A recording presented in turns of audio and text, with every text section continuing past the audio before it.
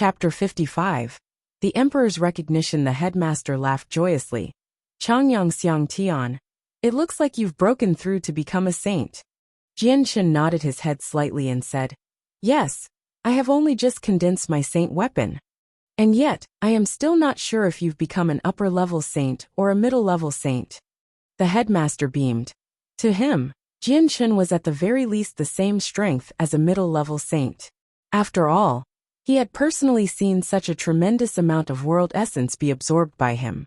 Although he didn't know what type of method Jianshen had used to absorb it all.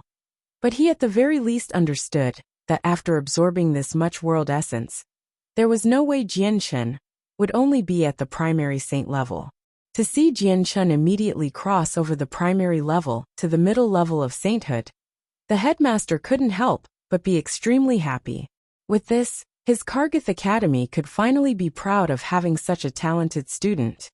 Headmaster, I've only just condensed a saint weapon, so my strength should definitely be at the primary level. Jianshen knew that the headmaster believed he had completely absorbed all of the world essence, and asked him this question for that reason. Primary level? A voice cried. This time it wasn't the headmaster who spoke, but by En, who was standing behind him with a look of disbelief. How could that be? You've absorbed such an enormous amount of world essence. So how could you only be at the primary saint level? I also don't know. Jianshen's face let out a bitter smile. He didn't intend to reveal the things that happened in his own Dantian. Okay, since Changyang Xiang Tian is fine, then we should leave. The headmaster's gaze was directed at Jianshen as he said, Changyang Xiang Tian, right now you have just become a saint, and you should properly familiarize yourself with your saint weapon's uses. After saying these words, the two people, headmaster and vice-headmaster, left Jianshen's room. After leaving the dormitories, vice-headmaster Bai En with a face full of curiosity asked, Headmaster, Changyang Xiang Tian obviously absorbed a colossal amount of world essence. How could he still only stay at the primary saint level? This just doesn't make sense. When he heard this, the headmaster slightly nodded his head and said, Yes, it certainly doesn't abide to common sense. Or there might be a secret Changyang Xiang Tian has that we do not know of. Otherwise, how could he absorb all the world essence dozens kilometers away? It's obviously an impossible task. After saying this, the headmaster paused for a moment, then continued. This matter is something that we should not pry into. From now on, for any matters concerning Changyang Xiang Tian, as long as it doesn't cause too much of a ruckus, we shouldn't interfere. Let him grow as he wishes, as a genius path is usually made by himself. If they don't weather the storm, they will never truly grow, and with only peaceful times, they will eventually wane. Yes, Bai En understands. The vice-headmaster answered respectfully. His mind was clear. In order to cultivate a genius, this would do whatever Kargath Academy would have to do. The headmaster stared off into the azure sky as he muttered to himself. Changyang Xiang Tian is 15 years old this year. To reach sainthood by his 15th year would cause quite a shock throughout the Tianyuan continent.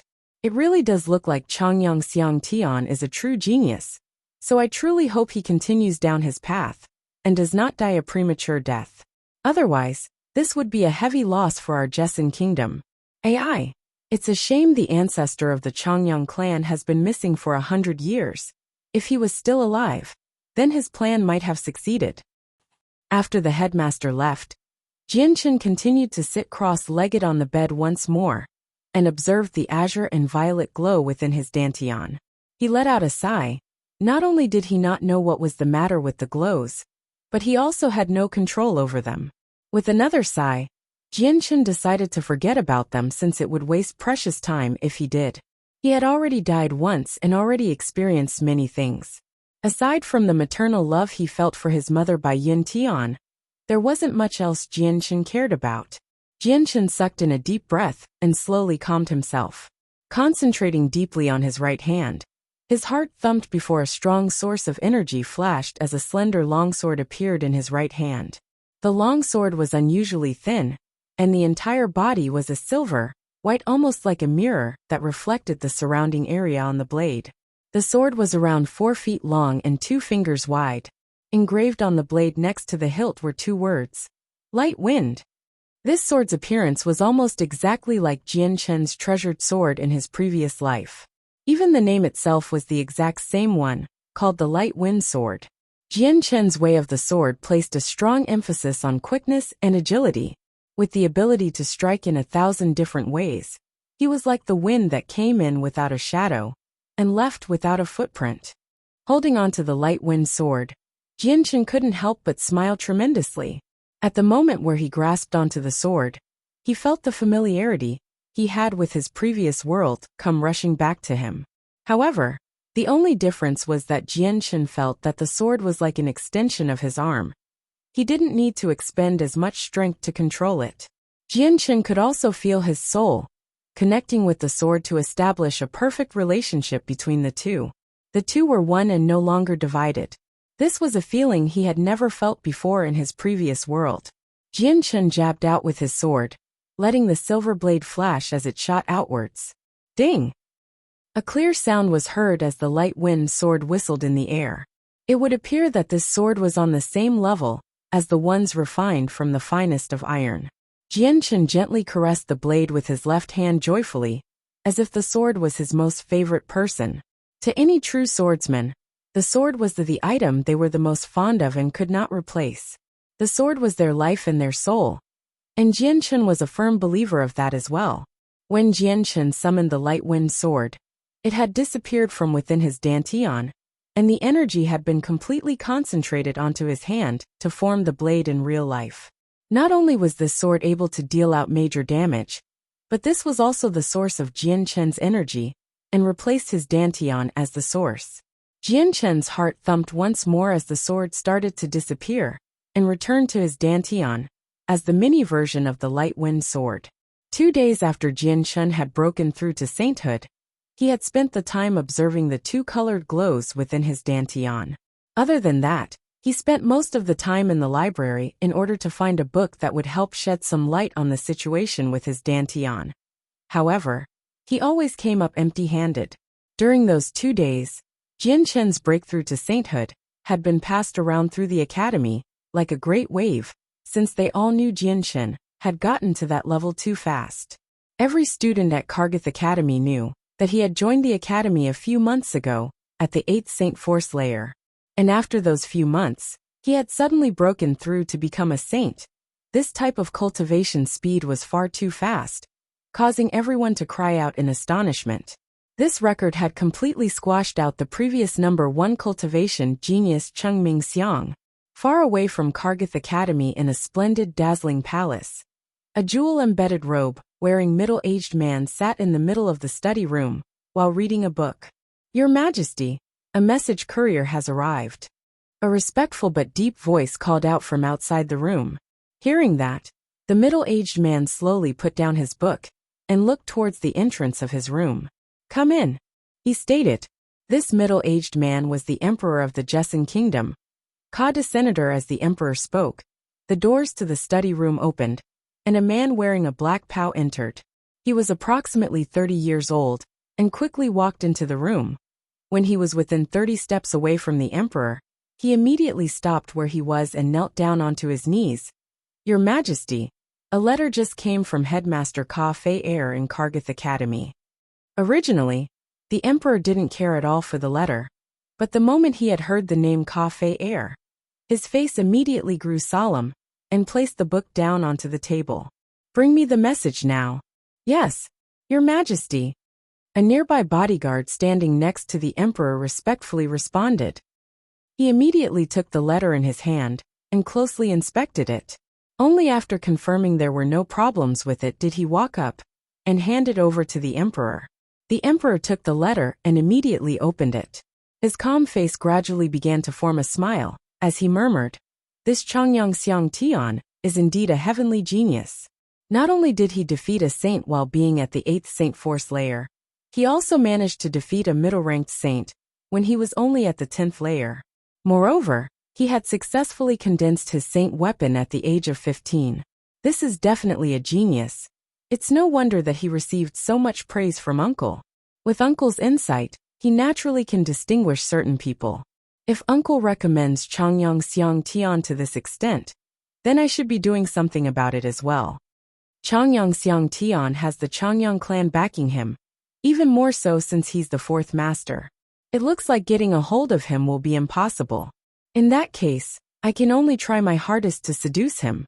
Although the Changyang clan has already been silent for a dozen years, the inside information about their clan is still true. Their strength cannot be underestimated, and is enough for me to act. Since it is so, I'll just do this. The emperor seemed to have decided on something as he immediately said, "Servants, fetch me pen and ink." Soon afterwards, the chamberlain arrived with the pen and ink ready. The emperor grasped the pen and began to smoothly write out his words. He delicately picked up the paper and reread the words written on it, before slowly folding it up and leaving the study. With the scroll in hand, the emperor was escorted by a group of guards sticking tightly to him through layers after layers of halls, before finally entering a beautiful courtyard.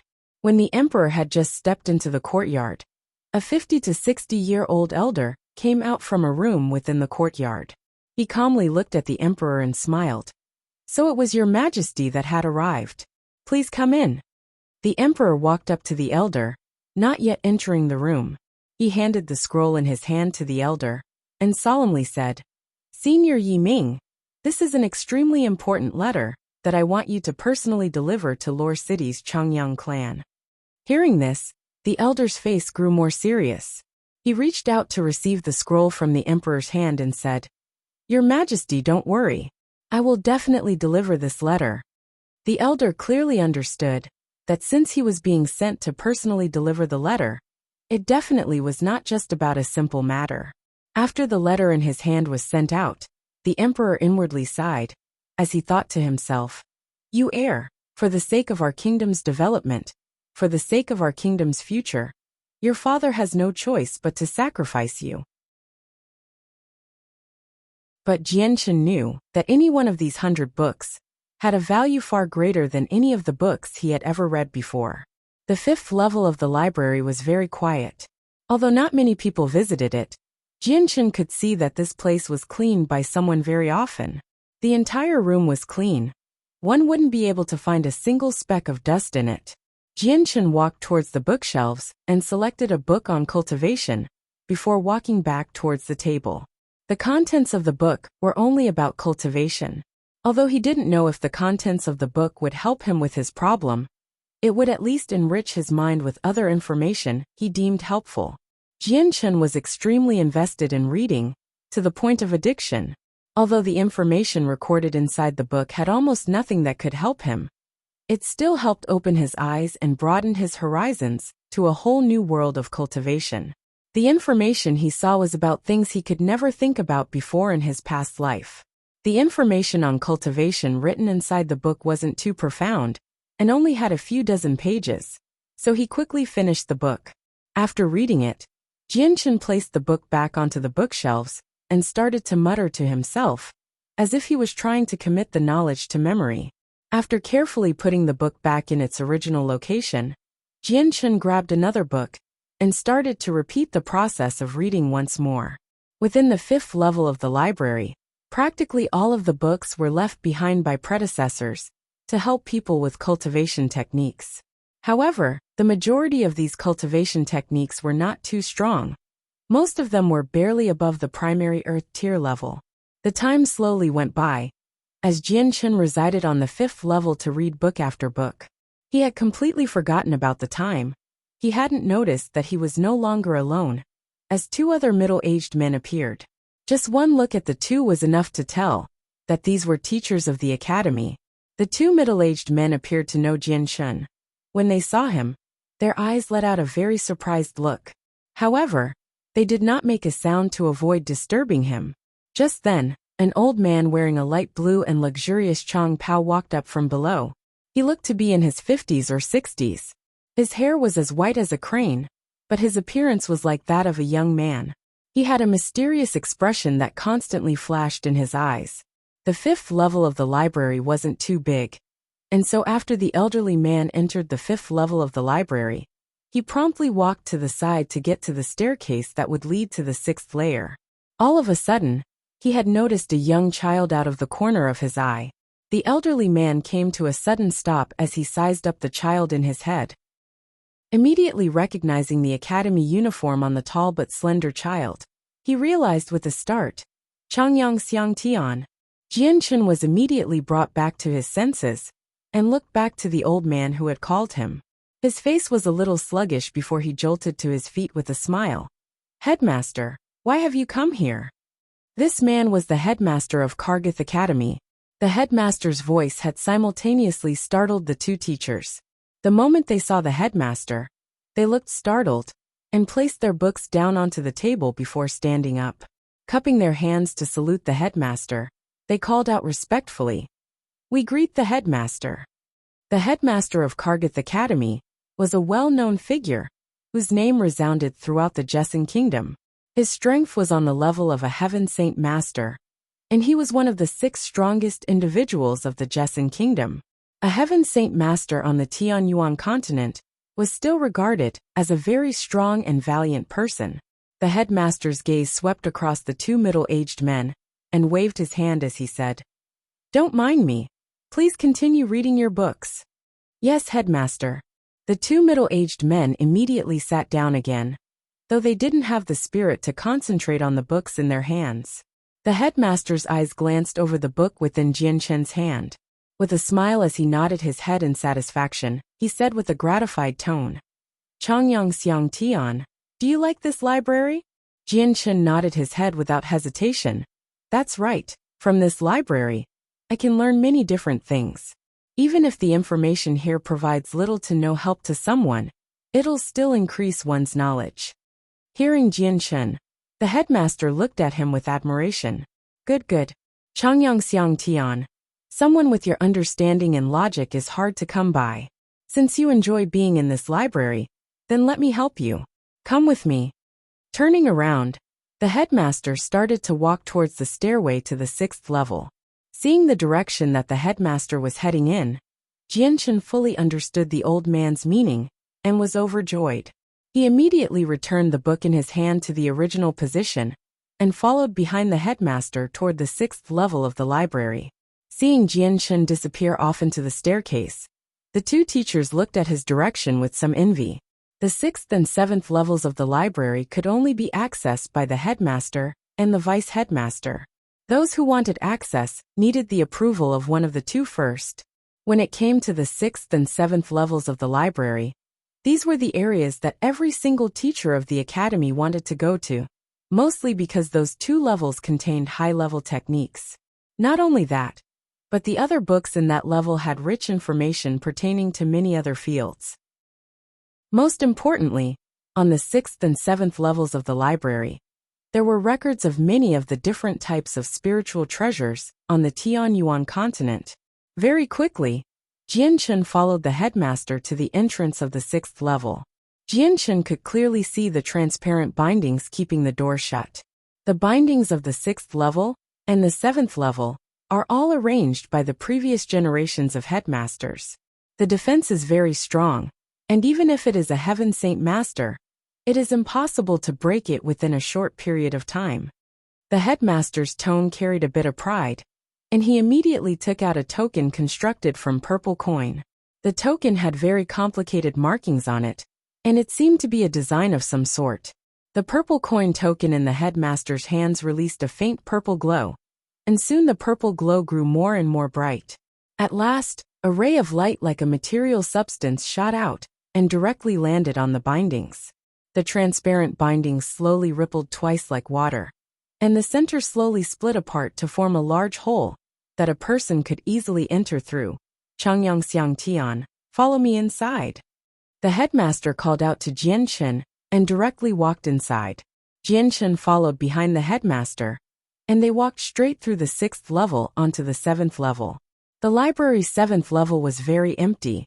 It was only the size of a typical room, and there was a single wooden table placed in the center. In front of the table was a small bookshelf that had a few thin books. There were 2 boxes on top of the bookshelf. One of the boxes was completely made of extremely precious jade, while the other was entirely made of purple coin.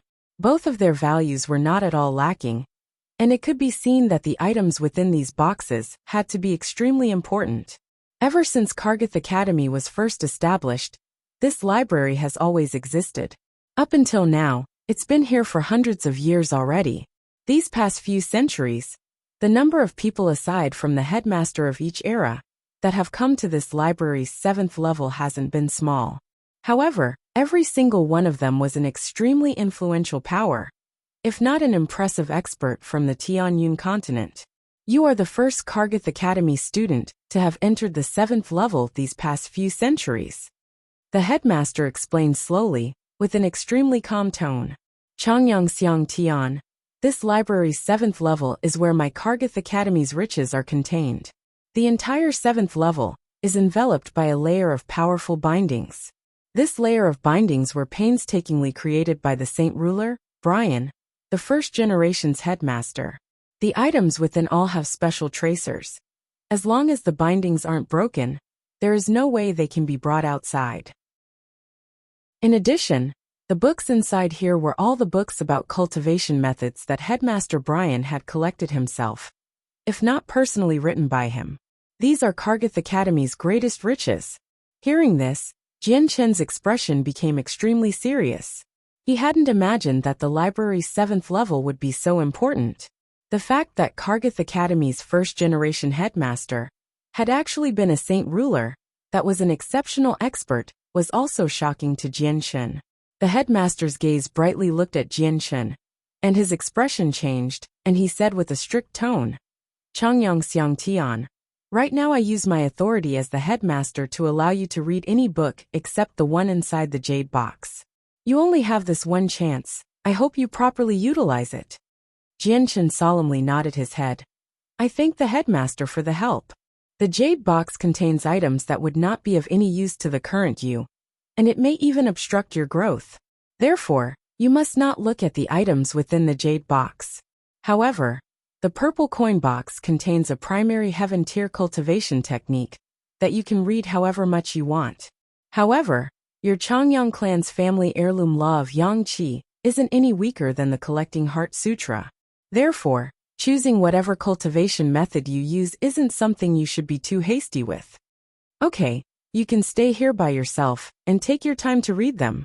Remember, you only have this once chance to enter the 7th floor of the library. I hope you treasure it. The bindings at the entrance will only prevent the people who are trying to enter. If you want to leave, you can leave directly.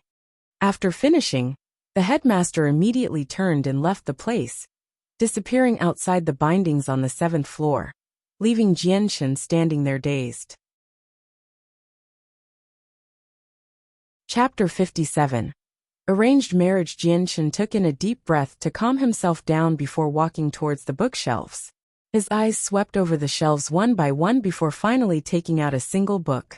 He walked towards the center of the floor to a table and sat down. The book was for those who gained insights as well as techniques for breaking through a bottleneck. Even Earth Saint Masters could benefit from the notes clearly written on it, although there weren't many books on this level. But the quality of the content inside was of the utmost quality. If any one of these books were to be released to the common populace, then it would cause a widespread reign of carnage for it. Jian Chen slowly flipped the pages of the book one by one as he read it. Soon the book was finished off by him, causing Jian Chen to sink into meditation. Whatever book he grabbed had led to his eyes being opened wide to the world of possibilities. The cultivation system in this world had already long since toppled the system in his previous world. With this book, Jian Chen felt like he had a stronger understanding of this world's cultivation system now. Not too long after, Jian Chen had finished reading a dozen books from the shelves. Half of the books talked about insights on cultivation, as well as the problems a cultivator might experience. The other half were books about cultivation techniques, but the strongest of these techniques were only at the upper earth tier level. What Jian Chen had found most helpful was the personal letter from Kargath Academy's first headmaster Brian. Jian Chen's eyes swept over to the purple coin box. According to the headmaster, the purple coin box contained a primary heaven tier technique. Although Jian Chen didn't have a clear idea of how valuable a heaven tier technique was, but he did know that it was still quite the priceless treasure. After all, The Heaven Tier Techniques was the second strongest type of technique on the Tianyuan continent. There was only one other tier higher than its Saint tier. Jianchen slowly opened the purple coin box only to see a hand-sized book inside. On top of the cover of the book had words, Collecting Heart Sutra, written on it in bold cursive. The moment the book touched his hand, Jianchen felt a soft sensation enter his arm. It was almost as if there was a sense of warmth to the book despite it never being touched before. The book was made of some kind of magical beast leather. It was extremely supple and strong, and hard to damage in any way. He slowly took the book out of the box, and carefully started to flip through the pages to read it. He was reading it with a serious face, since Jianchen knew that such a strong cultivational technique was extremely rare to come by. Although he didn't initially plan to practice this technique, just looking at it would bring him some benefits at the very least. Though he wasn't sure if he would be able to find something of value within the book to help him with his problem. For hours later, Jianchen's eyes finally moved away from the book as he bowed his head in contemplation. After he was sure he committed the contents of the book to memory, he returned it to the original box, and then walked back to the table. His eyes looked at the bookshelves before he let out a sigh. With no small amount of regret, he began to head down the stairs. However, Jianchen had profited greatly today in the 7th level of the library. On his way down, Jianchen took a look at the 6th level of the library. Although the books within the 6th level was not as valuable as the 7th level, the profits in the knowledge gained from them were still great. To Jianchen, the predecessors had imparted their knowledge and insights in those books, so the knowledge would prove to be extremely beneficial. Jianchen had learned much about the many different spiritual treasures of the Tianyuan continent, something that couldn't be found anywhere on the first 5 levels of the library. By the time Jianchen had walked out of the library, the sky had already darkened. Unknowingly, he had already spent the entire day inside the library. He'd even forgotten to eat. Growl. At that moment, Jianchen's stomach unexpectedly made a loud sound. Jianchen reached down to rub his stomach, that was currently so empty that it had begun to hurt a bit. He smiled helplessly, and then started to walk towards the dining hall. After quickly finishing his dinner, Jianchen went straight back to the dorms. En route, he managed to attract quite a few students' gazes. There were envious, respectful, jealous, and all other types of expressions in their looks. Jianchen didn't pay any mind to the surrounding attention, and walked to the dorm without a sideways glance. After he entered the dorms, he could see that in the distance, there was a familiar figure standing in front of his room. He felt relieved as he realized it was his older brother, Changyang. It's so late, and yet Big Brother is waiting for me to return here. Could it be he has something urgent that he really needs to tell me? Jianchen inwardly guessed. He quickened his pace and rushed over. Big Brother, it's already so late. Why are you waiting for me here? What is there that cannot wait until tomorrow to discuss? Jianchen asked as he walked up to Changyang. Seeing Jianchen approach, Changyang's face turned bitter, and he said with a sigh, "Ai, fourth brother, you finally returned. Where did you run off to today? I pretty much searched the entire school, yet I couldn't find you, so I have been waiting here for the entire day now." Jianchen said apologetically, "Big brother, were you looking for me for something extremely important?" Hearing this, Changyang smiled happily and said in an excited voice, "Of course there's something. Moreover, it's something major. Come, fourth brother, let's enter the room to talk." Jianchen nodded, and took out the key from his space belt to open the room's door. This room's door was newly replaced, since the old one had been turned to rubble by the vice headmaster. Immediately after they entered the room, Changyang closed the door, and then urgently said, "Fourth brother, the clan just sent a message. You're so lucky, your big brother is really envious of you."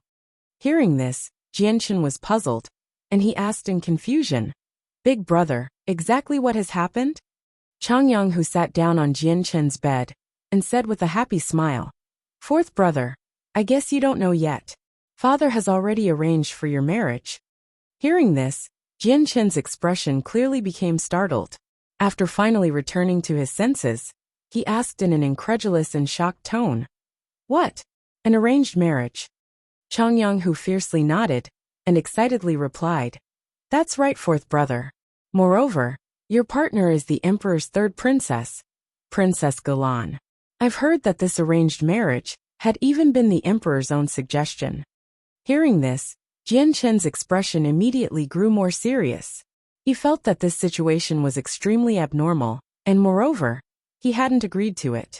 He felt dissatisfied by the fact that his own marriage had been decided by his clan without him. Having such a fate decided by others made Jian Chen feel extremely disgusted. Seeing Jian Chen's expression, Chongyang, who thought that Jian Chen was worrying over Princess Galan's appearance, he couldn't help but laugh. "Fourth brother, don't worry. Although I've never seen Princess Galan, I've heard quite a few things about her. Princess Galan is the emperor's third daughter. She's naturally beautiful, and her looks are enough for cities to fight over her. Since she was young, she's been a gifted genius. She has not only mastered the 4 fine arts, she's also quite a well-known talent in cultivation. At the age of 15, Princess Galan had reached the 7th Saint Force layer. She has been doted on quite a lot by the emperor. She is the emperor's beloved person. The emperor loves her dearly in every possible way." Hearing this, Chongyang, who sighed. Princess Galan's identity isn't her only good point. With just her gift at cultivation, even your own older brother couldn't compete with her. "Fourth brother, His Majesty has betrothed the princess to you. This is a stroke of good fortune, so don't have such a sour look on your face." Jian Chen could only let out a sigh inwardly. Chongyang, who couldn't understand his thoughts at all. Despite Princess Galan's beauty, Jian Chen wasn't moved at all.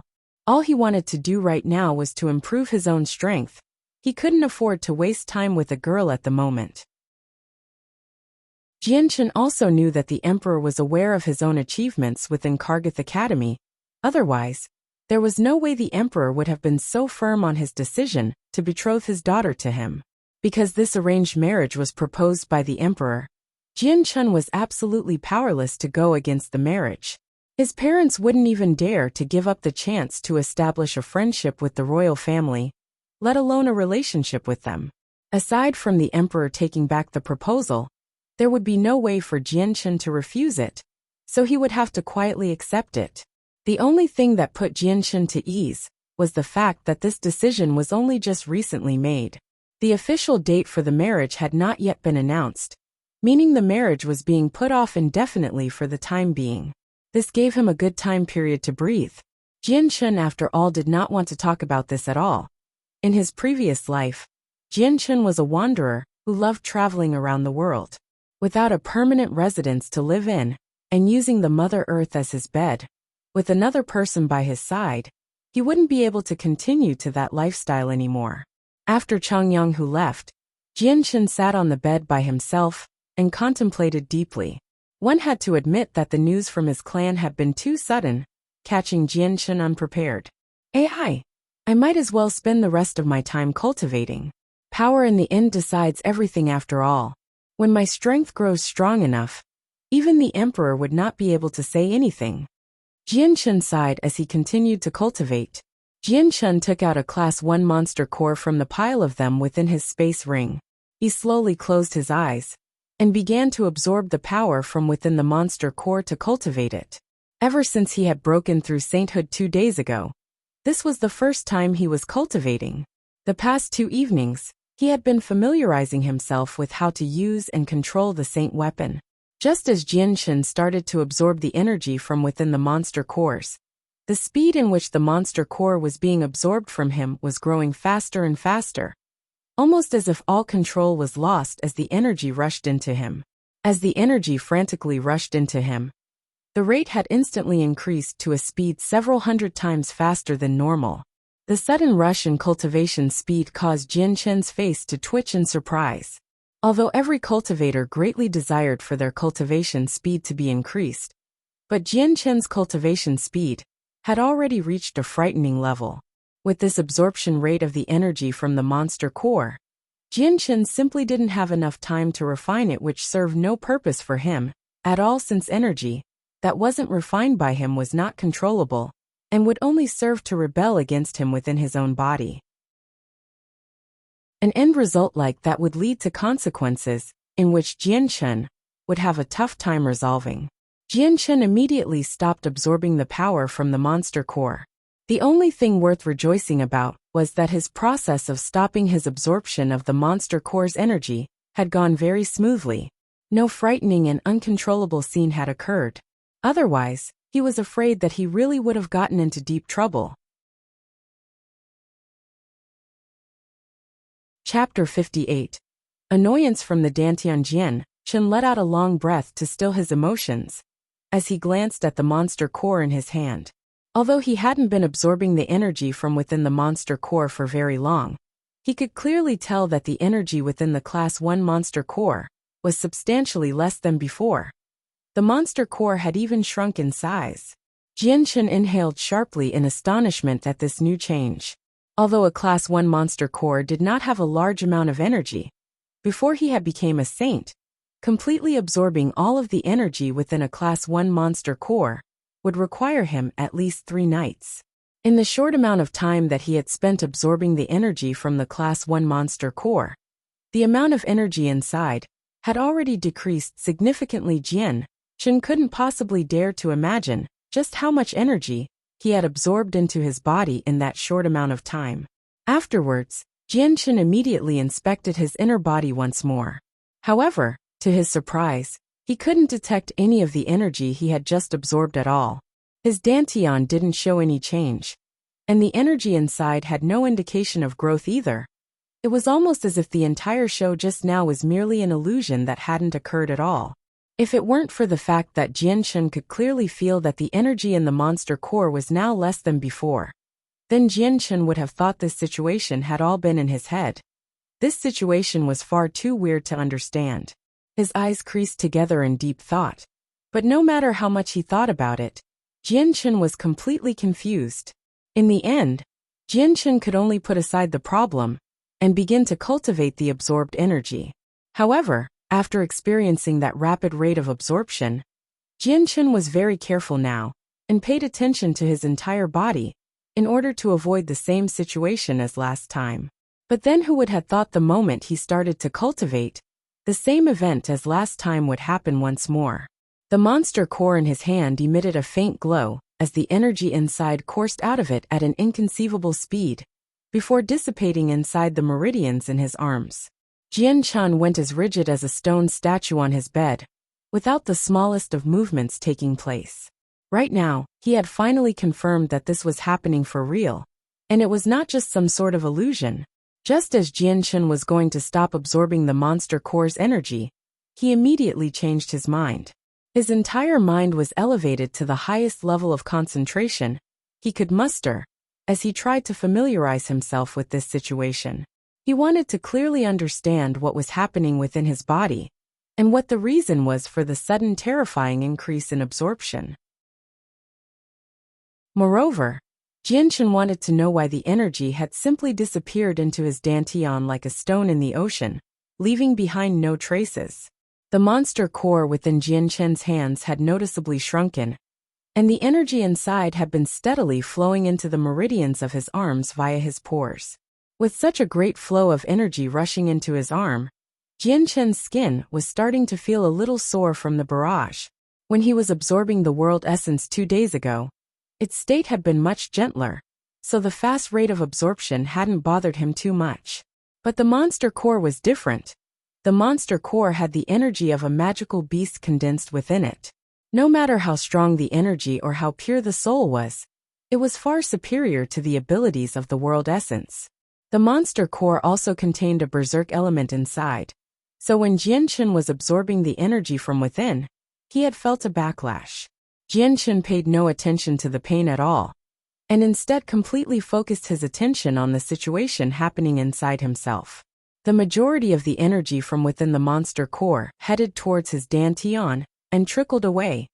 Only a small portion of it was assimilated into his body.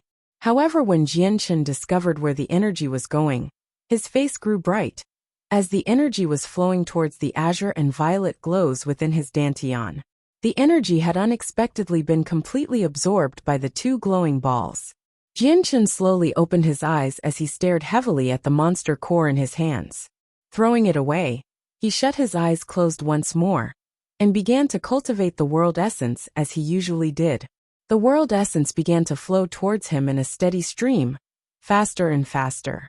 Although the speed was at least a dozen times faster than his regular speed, about 99% of the world essence was being absorbed by the two glows of light within his dantian, while he was only absorbing 1% of the remaining amount into his body. After realizing this, Jianchen decided to rely on cultivating using the world essence. However, the speed at which he was cultivating and refining the world essence was 10 times slower than his normal speed.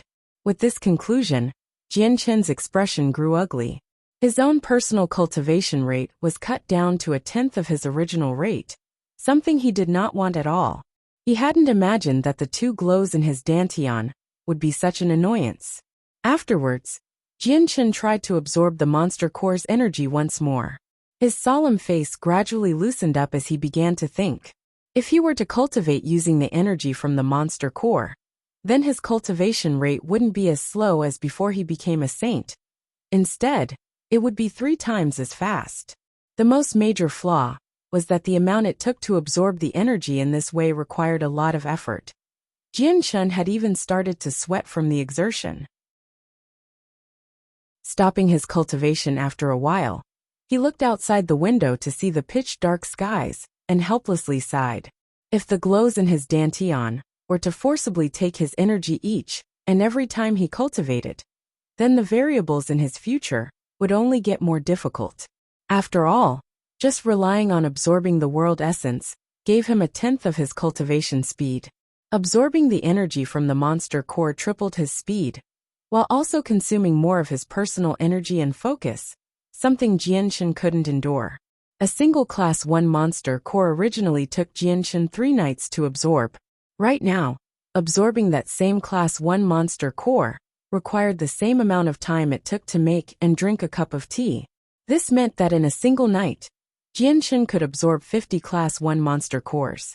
Even if Jianchen was made of money, it would be difficult to say if Jianchen could keep up with this new rate of consumption and absorption.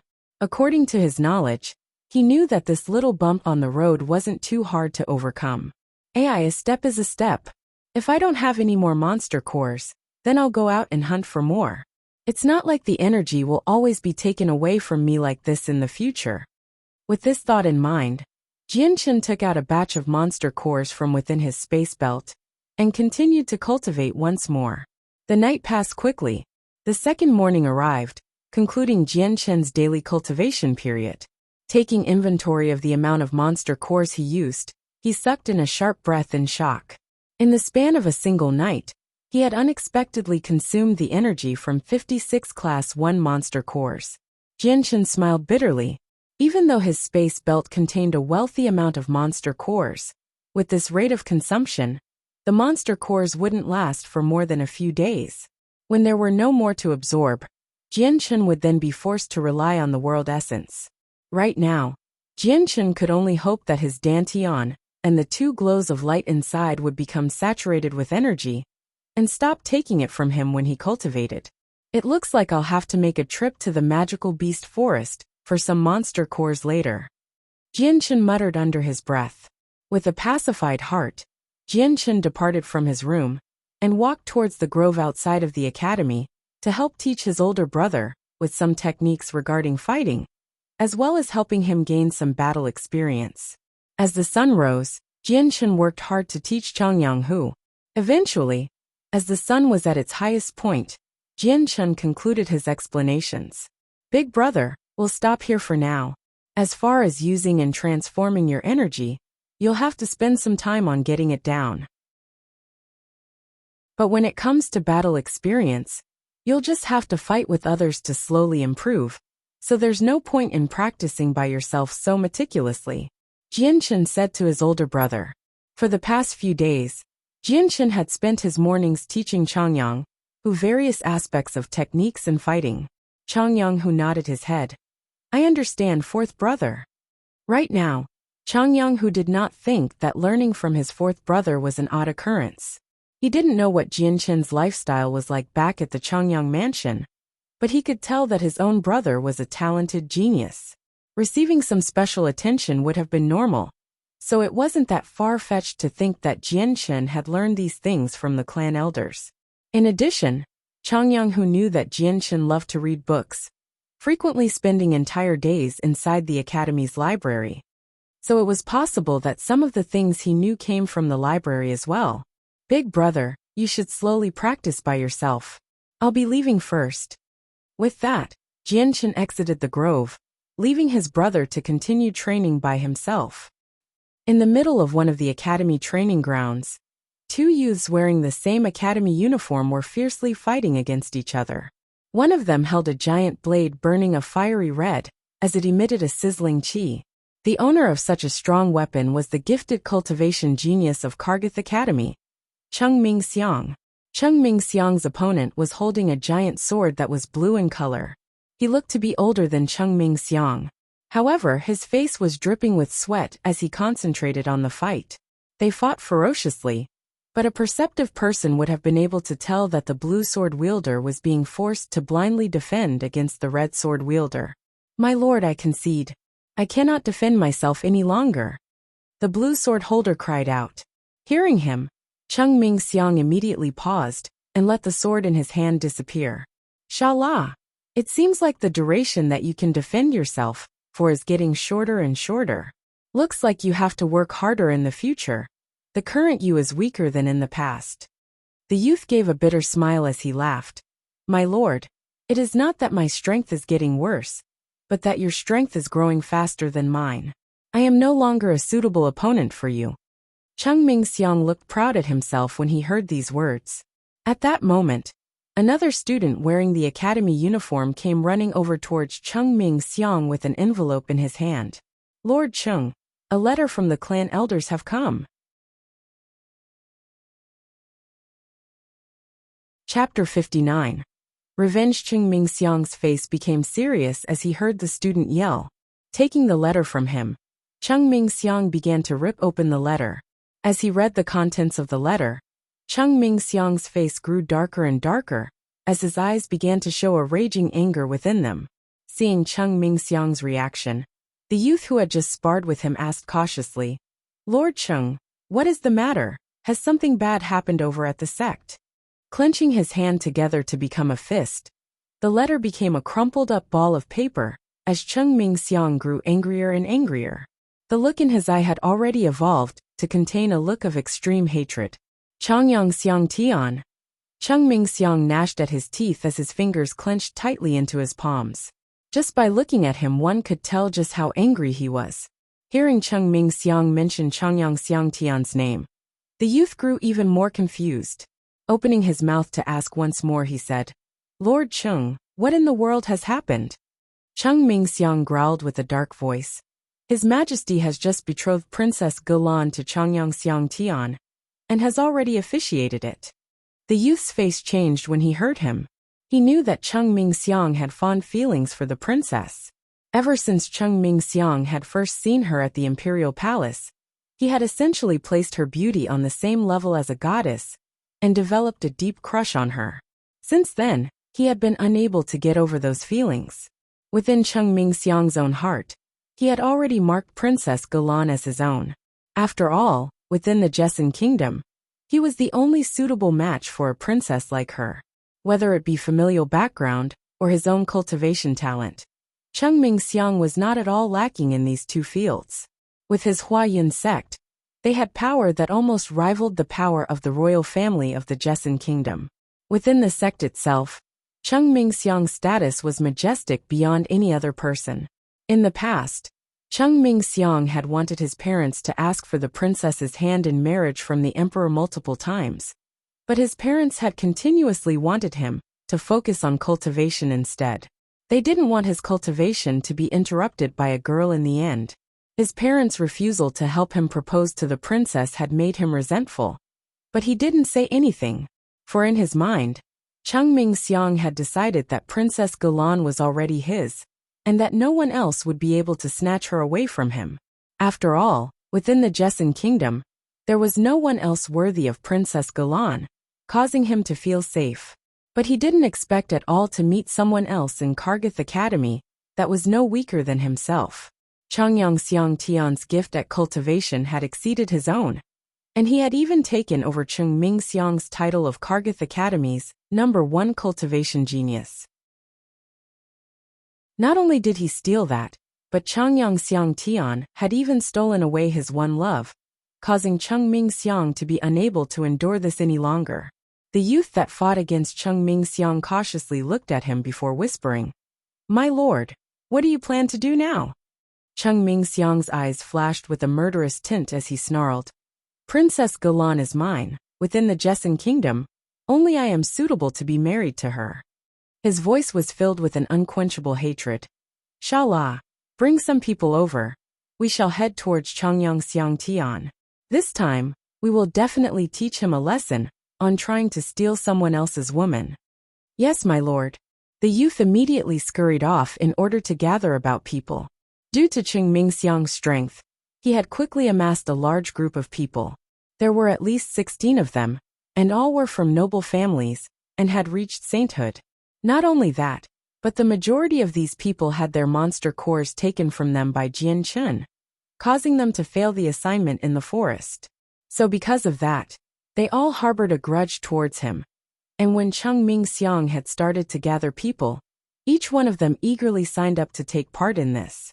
Among the group, there were 2 other people Jian Chen was very familiar with. They were Luo Jian of the Luo clan and Ka Di Yin of the Ka Di clan. Cheng Mingxiang gave a steady glance at everyone, a great big smile on his face. "Good, there's plenty of people here. Even if we were to turn Changyang Xiangtian into a cripple, the Changyang clan wouldn't dare say anything. The people gathered here today have no small amount of influence. Even the emperor would get a headache if he were to try protecting Changyang Xiangtian." Cheng Mingxiang was confident that he could beat Changyang Xiangtian in a fair battle. But now that His Majesty had officially declared the wedding between Changyang Xiangtian and Princess Galan, his status was like black and white compared to before. Not only did he have the backing of the Changyang clan, but now he had the royal family supporting him. With this combination, even Cheng Mingxiang, who had a considerable amount of power and influence, would need to think carefully before planning. If he wanted to teach a simple lesson, then there would not be as big a problem. But Cheng Mingxiang didn't think it would be that easy. So for that reason, he had called many influential people to join him. With a coalition of power like this, the emperor would have to think twice before investigating. The Changyang clan itself didn't even have a voice at all against this group. "Shala, immediately fetch someone to go look for Changyang Xiangtian's location. Remember, this should not be let out at all. If the vice headmaster or the headmaster find out about it, all of our plans will be ruined." Cheng Mingxiang ordered his training partner. "Yes, my lord." Afterwards, Shala either directly spent money or relied on connections within the academy to secretly hear of Changyang Xiangtian's immediate location. At the same time, he also dispatched quite a few of his trusted people to search the entire academy. It was extremely calm within Kargath Academy. Nothing had been riled up by Cheng Mingxiang and his group of people's movements. 2 hours later, the 20 students that Shala had dispatched all returned, one by one. "Lord Cheng, we've searched the entire Kargath Academy, but there was no signs of Changyang Xiangtian."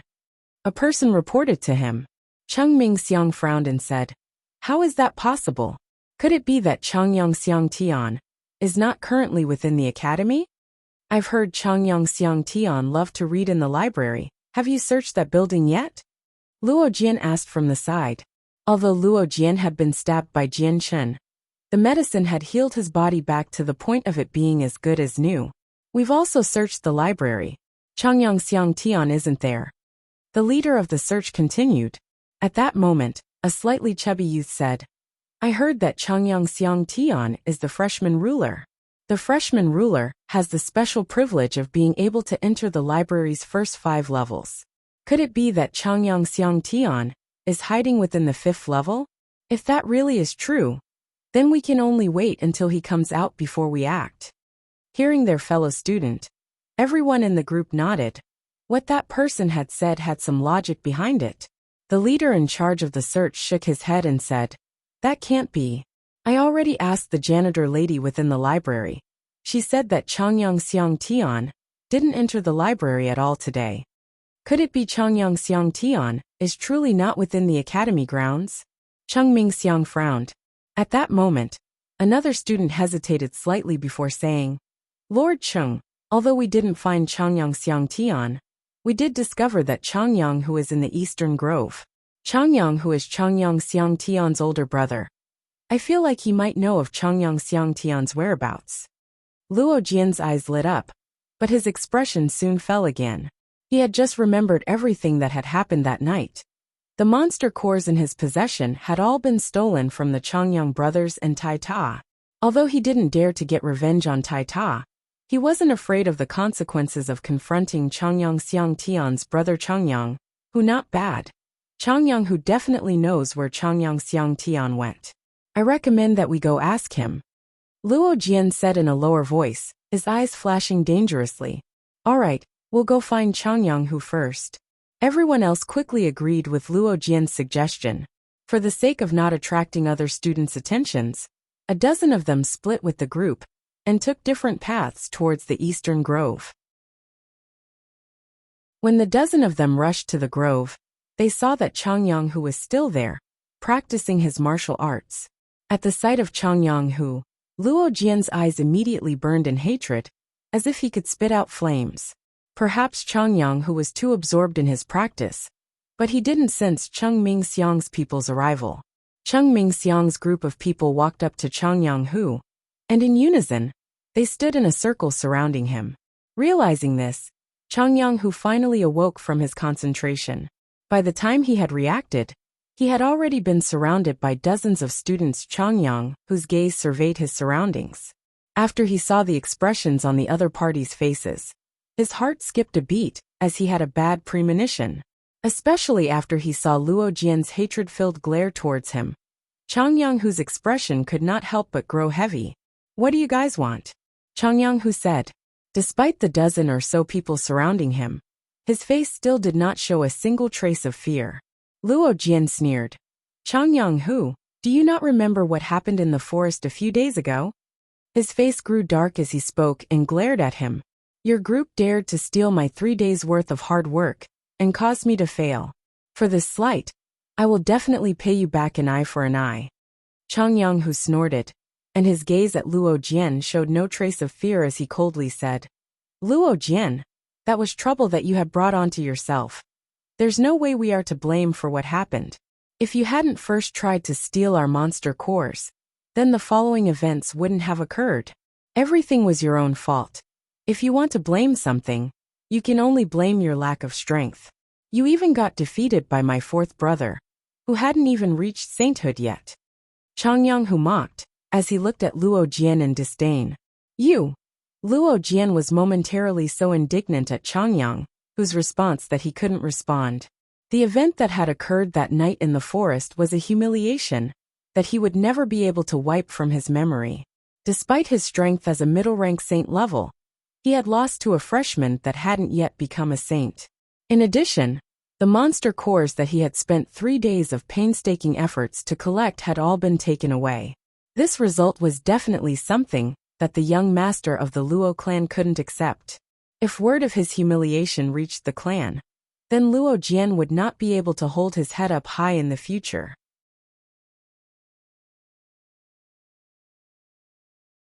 Chapter 60.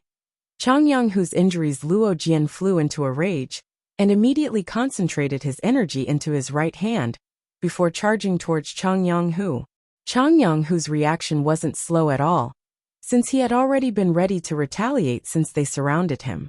So when Luo Jian had summoned his saint weapon, he had summoned his own yellow-colored battle axe without any fear of the rapidly incoming Luo Jian. When the two saints started to move, the surrounding circle of people instinctively took a step back in order to avoid injury. Peng! Luo Jian's sword and Changyang, whose battle axe clashed against each other, emitting a tremendously loud sound. After the two weapons smashed into each other, the force of their actions caused the two to tremble in reaction, their feet slowly retreating backwards, with Changyang who going back 4 or 5 steps, while Luo Jian slowly retreated 2 or 3 steps. The two started to fight at a very close distance, but the spectators could tell that Changyang was slowly losing ground. Although Luo Jian's wind attribute Saint Force focused on speed, and his attack was slightly weaker, his strength was still at the middle-ranked Saint level. Even if Changyang's Earth attribute Saint Force had stronger defense, he wasn't Luo Jian's equal. After all, Changyang had just reached Saint level not too long ago. Luo Jian didn't plan on letting Changyang off so easily. His body flashed with a cyan glow, and a wind began to revolve around his body endlessly. Luo Jian's body instantly appeared in front of Changyang. The great sword raised high in the air, glowing cyan. He slashed it down towards Changyang at frightening speeds. Since Luo Jian's Saint Force used the wind attribute, his speed was levels higher than other people's. Changyang's expression suddenly changed. Luo Jian's attack speed was so fast that he had no time to counter. In the end, he barely managed to raise the axe in his hand to block the attack with difficulty. Changyang, accept your death. At that moment when Changyang's axe hit Luo Jian's sword, another voice came crying out from the sidelines. It was Ka Di with his own sword coming straight at him, and immediately slashed down onto Changyang's right arm. An intense pain caused Changyang to let out a groan. It was obvious that this attack had used quite a bit of Ka Di strength. It left a wound so deep on Changyang's shoulder that one could see the bone. With his arm having suffered from such a huge attack, Changyang could no longer maintain the saint weapon in his hand, and the great axe disappeared from his hand. Luo Jian's eyes flashed with a cold look, and swung his sword at the stomach of Changyang. The point of the sword ripped apart his uniform, and left a deep wound on Changyang's stomach. Immediately, a river of blood came flowing out of the wound, causing his uniform to be dyed a bloody red. A look of extreme pain flashed through his face, but he didn't dare let out a sound. Changyang, I didn't think you'd get what you deserved so quickly. Luo Jian roared with laughter. The hatred he bore towards Changyang couldn't be resolved easily. With another wave of his sword, he slashed down, and left yet another wound on Changyang's body. Changyang's eyes were filled with a fierce glare towards Luo Jian as he snarled. Luo Jian, how useless you are. Just because you couldn't beat my fourth brother, you have to fight me. Just wait, and see if my fourth brother won't beat the crap out of you. Hearing Changyang, Luo Jian's face grew dark. Striding forward, he immediately kicked Changyang. Changyang's eyes flashed at the opportunity. Just as Luo Jian's leg was about to make contact, his left arm flew out and clasped onto it. With a mighty strength, Changyang pulled at it. Luo Jian's sense of balance was immediately disrupted, causing him to fall to the ground. Ha! Changyang roared. His left hand formed a fist as his Saint Force entered his hand, bringing it down, his fist speeding towards the floored Luo Jian. Luo Jian wasn't slow to react, however. As soon as he hit the floor, he rolled sideways away from Changyang, causing the Saint Force enhanced fist to miss. Pung! Changyang's fist smashed against the floor, and left behind a giant crater as it sunk into the ground. Changyang, you really are looking to die. Luo Jian's handsome face went deathly white. With a snarl, the green-colored wind attribute Saint Force condensed into his fist, and almost as if it were lightning, he slammed his fist into Changyang's stomach. PFF! Changyang spat out a glob of blood, as his body was sent flying backwards. After 4 or 5 meters, his body finally descended to the ground with a loud crash. Just as Luo Jian decided to rush forward to beat Changyang even more, Cheng Mingxian blocked his path. Luo Jian, you've taught him a lesson already. Our main goal is Changyang Xiangtian, not Changyang. At the very least, let us beat Changyang Xiangtian's whereabouts out from him first. Luo Jian slowly nodded his head in silence. If it were someone other than Cheng Mingxiang, then he would have looked down on the suggestion in contempt. But Cheng Mingxiang was someone he couldn't afford to offend. Cheng Mingxiang approached Changyang with a cold laugh. Changyang, where is Changyang Xiangtian? Changyang crawled up from the ground with some difficulty. His face was pale from blood loss, and his mouth still had a few drops of blood trailing down his face. But since his Saint Force had the Earth attribute, his defenses were fairly strong. If it were anyone else, that person wouldn't even have the strength to twitch a finger. Changyang, who stared at the people surrounding him and growled, "I don't know. But even if I did know, I wouldn't tell any of you." Although he had confidence in Jianshen's strength, every single person here was at the saint level, and he didn't want his younger brother to fight alone against this group. Cheng Mingxiang's face grew dark as he said coldly, "Changyang Hu, I'll give you one more chance. Where is Changyang Xiang Tian?" Changyang Hu looked up at him and gave a bloody smile. "I already said I don't know." "Humph," Cheng Mingxiang sneered. Smashing his fist against Changyang Hu's face, he immediately slammed him to the ground once more. "Will you speak or not?" Changyang Hu's anger grew tremendously as he crawled up from the floor with the last of his strength. "This one won't tell you. Cheng Mingxiang, you better kill me straight away, or else, I Changyang Hu swear that I will make you regret this." Cheng Mingxiang looked at him with disdain. "Changyang Hu, what right do you have to say that? Could it be because you are the young lord to the Changyang clan?" "Humph. It is merely the Changyang clan. My Huayan sect cares not about your clan." Cheng Mingxiang's eyes flashed once more, and he cocked his right hand backwards. With a bright red glint, the fist burrowed itself into Changyang Hu's head. "Will you speak?" Changyang Hu's body was badly bruised by the punch. Already his head was starting to drip with blood, but his resolute expression was still there, looking as fierce as always. "You and I will go down together." Changyang Hu couldn't take it anymore. With the yellow light gathering in his left hand, he immediately slashed at Cheng Mingxiang with his reformed saint weapon. A blazing red sword materialized in Cheng Mingxiang's hand, and he easily blocked Changyang Hu's attack.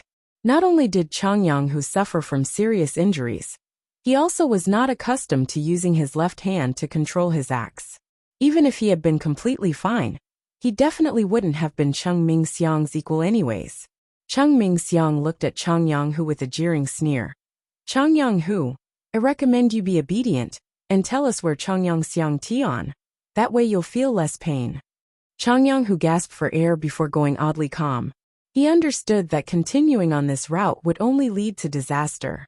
He looked around the area and surveyed his chances before immediately dispersing his saint weapon and started to run towards the sports field.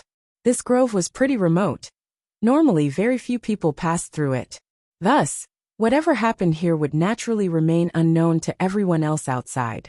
Changyang Hu believed that once he ran to a more populated area, Cheng Mingxiang's group of people definitely wouldn't dare to act. In addition, he had quite a few good friends within the academy.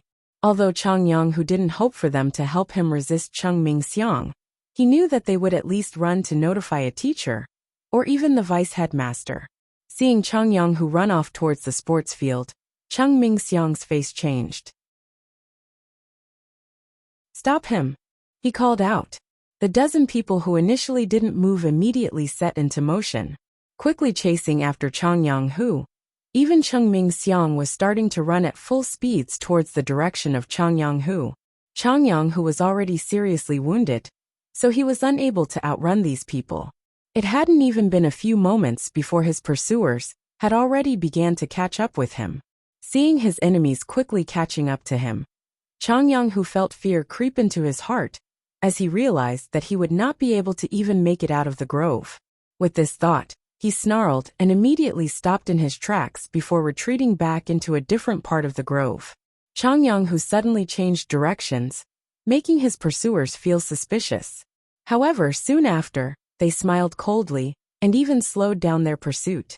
The group of people behind stood in a semicircular arc as they took their time to chase after Changyang Hu. Luo Jian stood next to Cheng Mingxiang and sneered. Based on the direction Changyang Hu is running towards, he's most likely looking for Changyang Xiang Tian. Cheng Mingxiang nodded. That is true, so it seems Changyang Xiang Tian is indeed not in the academy. Changyang Hu used all his strength to run, but his current state was not looking good. His head was drenched with blood while his uniform was caked with blood and dirt, looking quite miserable all over. He truly had no idea where Jianshen was, but he knew that within the grove was a small hillside with a complicated layout and a lush plant life that was suitable for hiding. With the idea of fleeing into the school becoming obsolete, Changyang Hu's only plausible way to escape was to hide away in the hillside and hoped to shake off his enemies.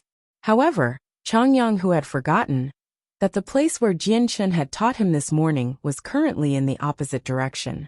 At a waterfall on the hillsides, a uniformed youth was cultivating in a puddle not too far away from the grass. The figure looked quite slender and weak with long black hair that went down to his waist. He looked rather handsome and had a bright glow in his eyes that was similar to the twinkle that reflected off of his sword. The youth had a small silver sword about 1.3 meters long and 2 fingers wide. On the sword hilt were 2 words written in fancy calligraphy: light wind. The youth calmly stood there. The sword in his hand pointed to the ground, and his whole person was as motionless as a mountain. At that moment, the youth's eyes let out a spark of light. His body fluidly began to move without warning.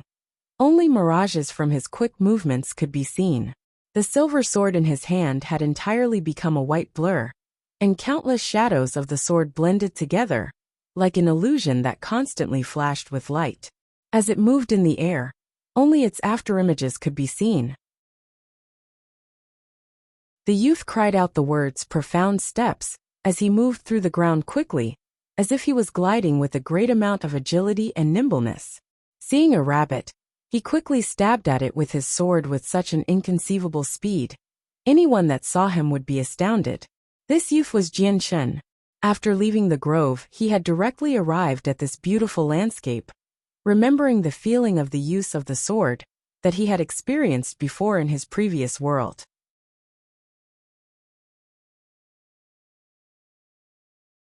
Chapter 61. Increasing murderous intent. Jianchen quickly moved through the grass. The light wind sword had already become a streak of white light. He slashed out with his sword at a rapid speed in several directions, his swordplay fast yet sharp. Following Jianchen's quick movements, the wind scattered dry leaves into the air, fluttering around Jianchen like gentle dancing butterflies. And at this moment, Jianchen's swordplay suddenly changed. Although his sword techniques were still fast, but with every stab he made with his sword, the air whistled and left an afterimage that no ordinary person would be able to see easily. A moment after, the rapidly dancing sword in Jianchen's hand suddenly stopped. But despite after such a long period of intense exercise, he did not even look out of breath, and was instead still breathing normally. And at the same time, Jianchen finally stopped his wild dance. The leaves that were all previously flying around him disintegrated into powder and scattered onto the ground. Only a few leaves were left completely intact, but written on some of them was the word sword. Although the size was different on each of them, it was written clearly and covered the entire area on each leaf. Although there were some other leaves with the word sword on it that had missing strokes, being either unclear or incomplete. If anyone else saw this sight, then they would surely be amazed to the point of having to pick up their jaw from the ground. This scene was far too astonishing to believe, since the leaves had been floating wildly through the air, and even weaved with other leaves at random intervals. Just focusing on one leaf amid the mess of them, constantly changing positions in the air, would definitely cause a person to become dizzy. It would have been even more impossible to think that someone had been able to clearly write the word sword on any of them. Most importantly, the leaves were very fragile and liable to break upon the gentlest of touch. To use a sword to achieve such a feat without leaving a single trace of a tear was as difficult as ascending to the heavens. If people were to find out about what Jianchen had done, then his name and prestige would be announced and known to the entire Tianyuan continent in the shortest period of time. Watching the still intact leaves gently float down to the ground with a happy smile, Jianchen muttered to himself, "Although my speed with a sword has deteriorated, my control over it has greatly improved to a level that can't even compare to my past. It's almost as if the sword has become an integral part of my body. Perhaps this is the advantage of this world's saint weapon." Jianchen's ears suddenly detected a sound. Concentrating on the source, Jianchen turned towards the opening of the grove while willing his silver sword to fade away. In a short amount of time, the place where Jianchen looked at started to shake even more before a bloodied figure with a ripped uniform came scurrying out of it. Just one look at the clothes of the person, and Jianchen automatically knew that this was a student of Kargath Academy. But for what reason why the student was bloody all over, Jianchen was puzzled. There were no magical beasts around, so there was no reason why he would be so injured. Kargath Academy also had strict rules about fighting among students. While giving each other's pointers was allowed, fights that could lead to fatal injuries were not allowed. However, when Jianchen looked at the student's face, he immediately became stunned. His face froze in a hard expression as he looked at the amount of blood that covered half of the student's face. Jianchen couldn't believe what he saw, so he opened his mouth to cry out. "Big brother!" came the astonished shout. In a flash, he crossed over 30 meters to arrive at his blood-soaked and injured brother with worry etched on his face. Seeing the horrible wound on Changyang, who as well as the blood still flowing from his head, Jianchen's eyes narrowed in anger. "Big brother, what happened to you? Who did this to you?" An intense murderous intent was emitted from his body the longer he looked at his injured brother. When it came to his brother Changyang, he was the only person Jianchen had actually cared about after his mother, because Changyang had treated him like a true younger brother. So Jianchen had wanted to repay him for this debt. When he had first come to Kargath Academy, it was Changyang who had brought him on a tour around the academy grounds and explained the rules to him. He faced huge amounts of danger after running into the magical beast forest to fight and kill a Class 1 magical beast to gift Jianchen its monster core without any regard for his own personal health. Although Class 1 magical beasts weren't even a threat to Jianchen, Changyang did not have as much fighting experience or combat skills as Jianchen.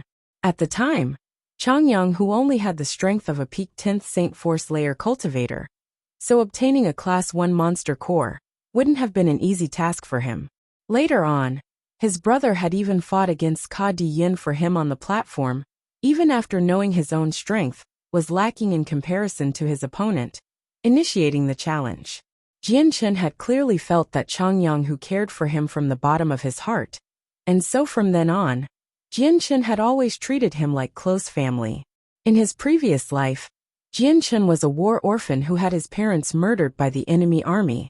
From his birth, he had no family or friends and never knew the warm embrace of family. But now that God had arranged such a nice life for him, Jianchen would definitely treasure this. And Changyang held the second biggest spot in his heart after his mother by Yin Tian. After all, Jianchen had already been baptized with murderous intent, and the children in front of him, who still had the smell of their mother's milk on them, would not be able to stand up against it. Realizing that he had been intimidated by Jianchen's command, Cheng Mingxiang became angry. He had thought that with his majestic upper saint strength, it would be him that would be doing the intimidation. He couldn't accept the reverse outcome. "Changyang Xiang Tian, you're seeking death right now." Cheng Mingxiang snarled. The fiery red sword appeared in his hands and gave off a searing red glow as it struck out towards Jianchen's chest.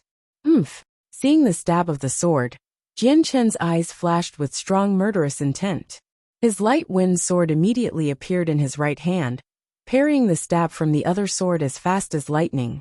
Ding! A crisp sound rang out as the two swords clashed. Both points of the swords had somehow pressed against each other.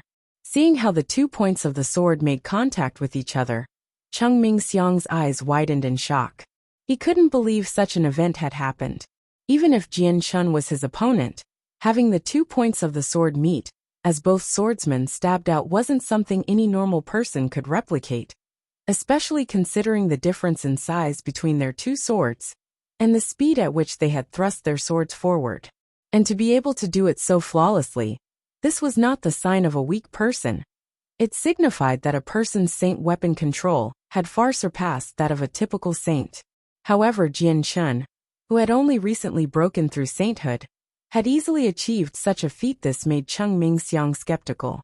He had thought that this was a coincidence, but the moment he saw Jianchen's calm face, his heart immediately dispelled any notions of it being one. Another thing that had startled Cheng Mingxiang was the sword in Jianchen's hands. Because the sword had been so tiny in comparison to his, he had thought it was merely an embroidery needle. It was 4 feet long and 2 fingers wide, so it looked quite frail in his eyes. It looked as if the moment a large amount of strength was exerted onto it, the weapon would snap in half. Chung Ming-xiang could swear that in his entire history of living, this was the first time he had ever seen such a sword. Within the Tianyuan continent, every single saint had a saint weapon that leaned towards a great broadsword, since they had all condensed their saint force into heavy-type weapons. This convention was a fact that was commonly accepted by almost every single cultivationist. If Jianshen's delicately small sword wasn't able to block against his attack, then Chung Ming-xiang definitely would have ridiculed Jianshen.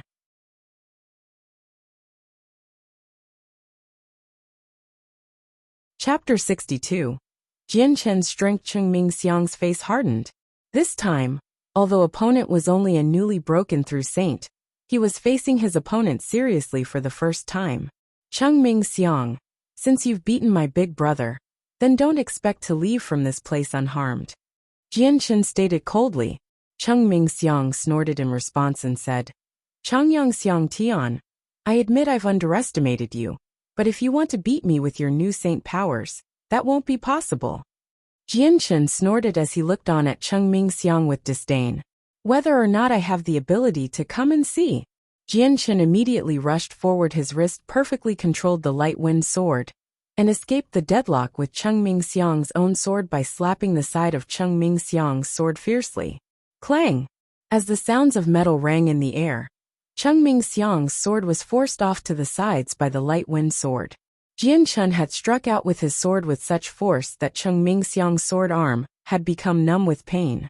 At the same time, Jianshen was in the air, stabbing the light wind sword like a streak of silver light towards Chung Ming-xiang's chest. Chung Ming-xiang turned pale with fright. Jianshen's speed was nearly too quick for him to keep up with. He could only watch as the silver blade approached him with an inconceivable speed, unable to react or even move out of the way. The light wind sword tore through Chung Ming-xiang's uniform and immediately sunk into his chest. But with Jianshen's superior control, the sword did not sink in too deep. Immediately after feeling the sharp pain in his chest, Chung Ming-xiang immediately retreated, causing Jianshen's sword to be pulled out. Chung Ming-xiang looked down to where the blood was dripping down onto his uniform with a terrified look. He replayed the moment over and over in his head. He had been unable to dodge the sword at all. In his entire life, he could swear that this was the fastest swordplay he had ever seen. He had even started to feel terrified at Jianshen's strength, but he just couldn't understand how a newly advanced saint could be this strong. Jianshen didn't plan on letting him off too lightly though. Immediately using profound steps, he took off like a demon possessed, and with another flash of his silver light, Jianshen struck out at Chung Ming-xiang's chest with great speed. Ah! Chung Ming-xiang let out a miserable shout as he saw blood spray out once more. The blood from the left side of his chest had started to spread over to his right side.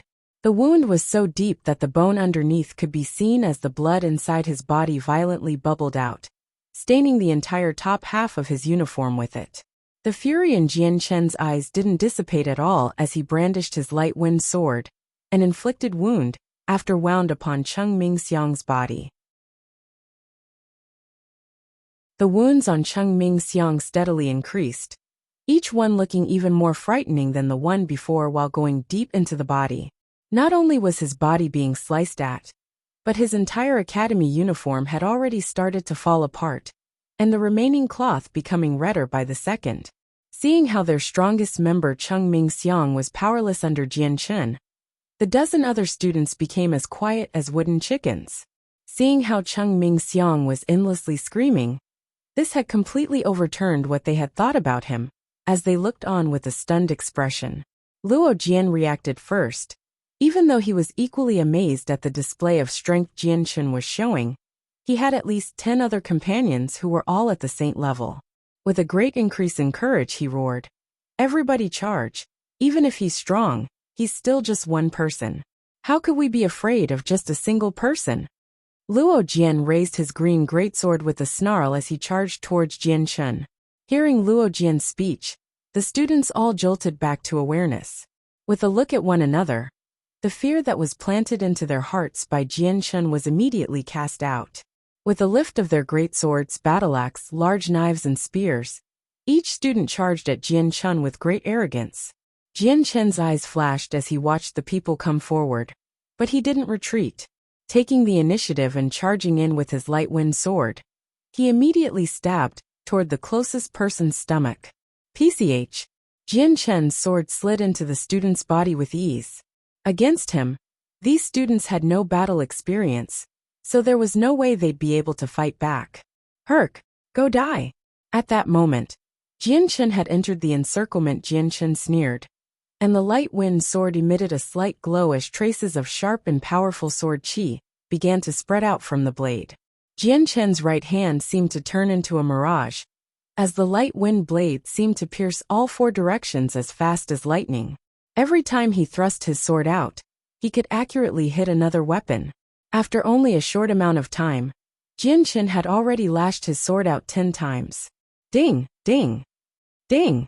A symphony of metal against metal sounds rang out, the sounds all merging together as one. When the light wind sword in Jian Chen's hand collided with the saint weapons, the expressions of all the surrounding students that were all middle saints changed. They immediately retreated, the saint weapons in their hand shaking from the collision. Jian Chen's sword appeared to be extremely small, but it hid a great amount of power behind it. After a single collision with his sword, the saint weapons all vibrated so intensely from the aftershock that it made the students' arms numb. While blocking all of the attacks, Jian Chen's expression didn't change. His movements did not pause at all, and his feet left traces in the ground as he used monster-like movements to charge through the group of people. The light wind sword in his hand danced around in the air at high speeds, turning into a silver glow. The light made it look like there were millions of sword afterimages freezing in the air, disappearing in the blink of an eye. Ah! Ah! With Jian Chen's monster-like movements, sharp shouts of pain rang out in the air. The desolate cries could make any weaker-hearted people absolutely horrified, and a chilliness began to arise in the air. The blood-covered Changyang, who stood on the side, staring in a daze at the Jian Chen constantly moving about like a demon, causing the students to cry out in shock. At the moment, his mind had already completely ground to a halt. He had already completely lost his cognitive abilities. At that moment, the dozens of students had already all fallen to the ground. Their ashen faces were filled with pain, and their originally perfectly clean and tidy uniforms were now torn all over the place. Each tear was dripping with blood, dyeing their entire uniforms crimson. Moreover, that white light continuously flashed over their bodies, quickly increasing the number of wounds on their bodies. From their upper torso down to their legs, their entire bodies were covered with frightening wounds. Their blood flowed like rivers out from their injuries, and they quickly began to look like they were made of blood. Jian Chen circled the students at high speeds. The light wind sword in Jian Chen's hand slashed at their bodies continuously, causing splashes of blood and torn pieces of clothing to fly out in the air. Changyang, whose injuries greatly affected Jian Chen's emotions. Although Jian Chen didn't kill these dozens of students, he would definitely not let them go lightly. If these people weren't attending the same school as Jian Chen was, and if Jian Chen wasn't worried about stirring trouble within their families, he would definitely end their lives without hesitation. Senior Changyang Xiangtian, please have mercy on us. We won't dare to do this ever again. Senior Changyang Xiangtian, please let us go this time. We won't ever do it again. Finally, the people could no longer endure the torture, and had begun to beg for mercy. As soon as one person began to cry out, the others all started to plead for their lives as well.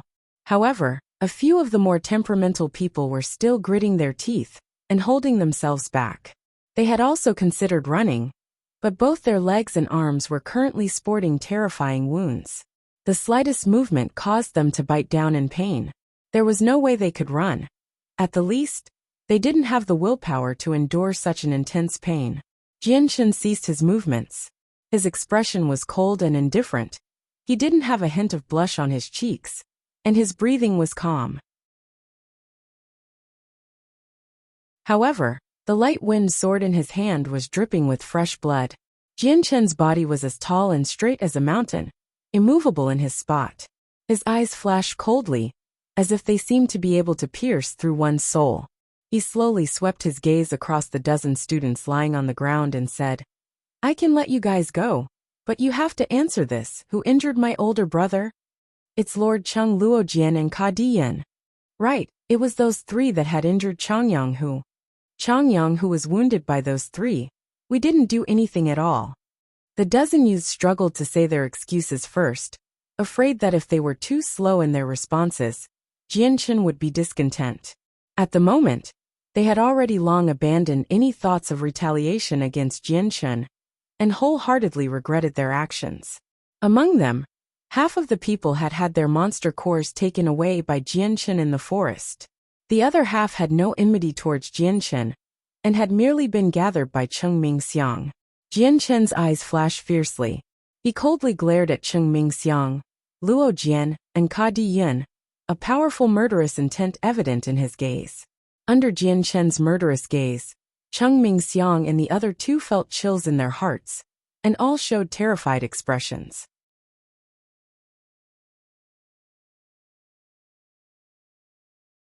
Chapter 63. Incoming Disaster. Changyang Xiang Tian. What are you going to doing? Let us go immediately. Let's forget about the events that happened today, otherwise, just you wait for my Huayin sect to come for revenge. Cheng Mingxiang said sternly. Even an idiot could tell with one look that Jianchen didn't plan on letting them go that easily. Right now, Cheng Mingxiang wanted nothing else but to leave this place and plot his revenge for another day. Jianchen sneered. Let you go? It won't be that easy. Hearing this, Cheng Mingxiang and the two others' face dropped. Ka Diyan spoke with a gloomy voice. Changyang Xiang Tian, we may have injured your brother, but now you have injured us. Let us wipe the slate clean. Jianchen slowly walked towards the three with his light wind sword emitting sword qi. The three watched as the sword slowly enveloped itself in a bright glow of silver, as if it was being eaten by it. A clean slate? How could it be that easy? Today, you three will leave an arm behind. And if there is another time in the future, then it will be your life. Jianchen had already arrived in front of Ka Diyan, his light wind sword already swishing down in an arc like silver lightning towards Ka Diyan's shoulder. Ah! Ka Diyan let out a desolate scream as the intense feeling of pain racked his face. Already all color had drained away from it. A fountain of blood sprayed out of the stump from where his right arm originally was as it flopped down onto the ground lifeless. Jianchen had chopped off Ka Diyan's right arm. Cheng Mingxiang and Luo Jian's face immediately changed as they watched with a tremble. Another look at the severed arm, and then at Ka Diyan's screaming figure, had caused them to become deathly white in the face. The 10 other students looked at Jianchen with fear.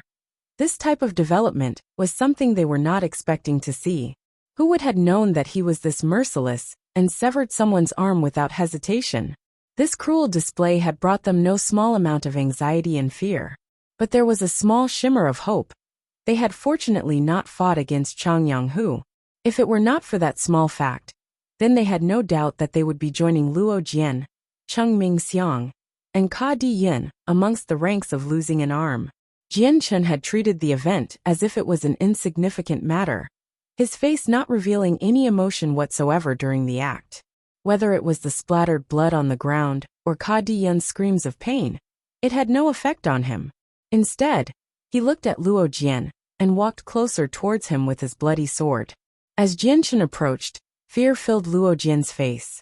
Ignoring the pain from his wounds, he began to crawl backwards away from Jianchen at a snail-like pace while crying, Changyang Xiang Tian. What are you doing? Don't come any closer.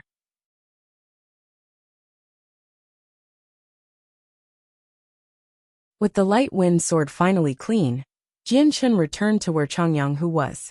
After seeing his bloody brother, the icy stare on Jianchen's face softened as he said with concern, Big brother, let's go back now. Changyang Hu nodded his head dumbfounded. Right now his eyes were wide open after watching the entire fight that had just happened. Even though he had personally witnessed Jianchen's victory, he was still having a hard time in believing it. Jianchen lent a hand towards the bloody Changyang Hu, and the both turned around to walk back to his dorm by a secluded road. But despite this, the both of them would still see enough people that would spread the news that Changyang who was heavily injured around the academy.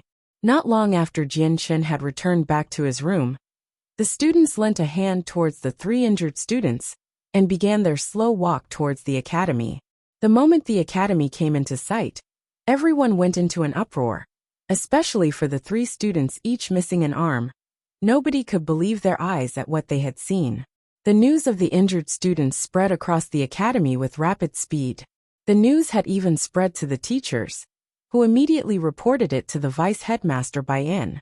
When Baiyan had heard that Cheng Mingxiang, Luo Jian, and Ka Diyin had their arms cut off, he placed extra importance on the matters and immediately relayed them to the medical experts of the academy. As Baiyan arrived at the medicinal wing of the academy, a large group of people had already gathered on the outside as they clamored around for news. Vice Headmaster Chang Baiyan pushed aside the crowd of students and directly forced his way up to the medicinal wing to see the situation. There were currently a dozen blood-covered students lying on stretchers.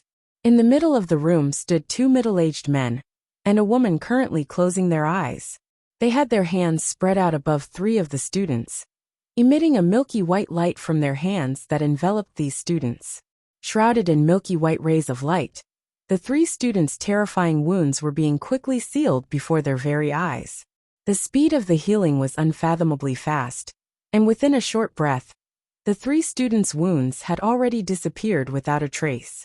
Once the wounds disappeared, the expressions on the 3 students' faces clearly changed.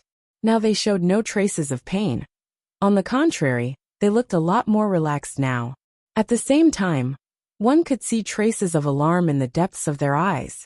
After treating the 3 students, the 2 men and 1 woman showed their humble appreciation to Baiyan. Soon after, they continued to treat the remaining dozen or more students in the middle. The vice headmaster had an ugly expression on his face as his gaze swept across the dozen students. His gaze lingered for an especially long time on Cheng Mingxiang and the other 2 that had lost their right arms. His expression fell as he bellowed, "What happened here? Who wounded you to this extent? Could it be that you encountered someone from outside? Humph. Don't they know that everything within this 100-kilometer perimeter is Kargath Academy's territory? To think that someone would dare to enter Kargath Academy and injure its students. This is really absurd." Baiyan was fuming. It was very obvious that he thought that Cheng Mingxiang and the other dozen students had been hurt by some people from the outside vice headmaster. It was Changyang Xiantian. "We were all injured by Changyang Xiantian," a student weakly cried. "That's right, vice headmaster. You have to demand justice for us. Changyang Xiantian not only heavily injured us, but he even cut off the arms of Lord Cheng and the 2 others. Vice headmaster. Baiyan was completely shocked into a daze by these words. He only felt disbelief. Among these dozen students, the weakest person was at least a lower saint. There were even some middle saints, and 1 upper saint among them. With such a lineup, even if they encountered a great saint, they would still definitely be able to overwhelm him. He really couldn't believe that so many people had actually been beaten black and blue by a freshman that had only just broken through saint level a few days ago. Baiyan couldn't accept this fact at all. After confirming what actually happened, Baiyan's expression immediately grew serious. His heart had already sank to the utmost degree. He immediately looked for the headmaster. What happened here was far too complicated for Baiyan to resolve. After Baiyan recounted the entire situation to the headmaster lost his calm. He jumped up from his chair with an expression of utter shock and said, "What? Is what you said really true? Cheng Mingxiang, Luo Jian, and Ka Diyin all had their arms cut off by Changyang Xiangtian?" "Yes, headmaster. I personally made a trip to see. The 3 individuals' arms were indeed cut off," said Baiyan solemnly. "Ai." The headmaster sighed heavily and said, "This time the situation has worsened. This Changyang Xiangtian is far too impulsive. Ka Di clan and Luo clan are of no problem, however. Huayan sect is not someone the Changyang clan can afford to offend. Headmaster, what should we do now? Our Jessen kingdom had much difficulty producing a genius like Changyang Xiangtian. We can't just stand by and watch a genius with limitless potential die when he had not yet finished maturing. Otherwise, This would really be too major a loss for Jessen Kingdom. Vice Headmaster Bayan said in a heavy tone.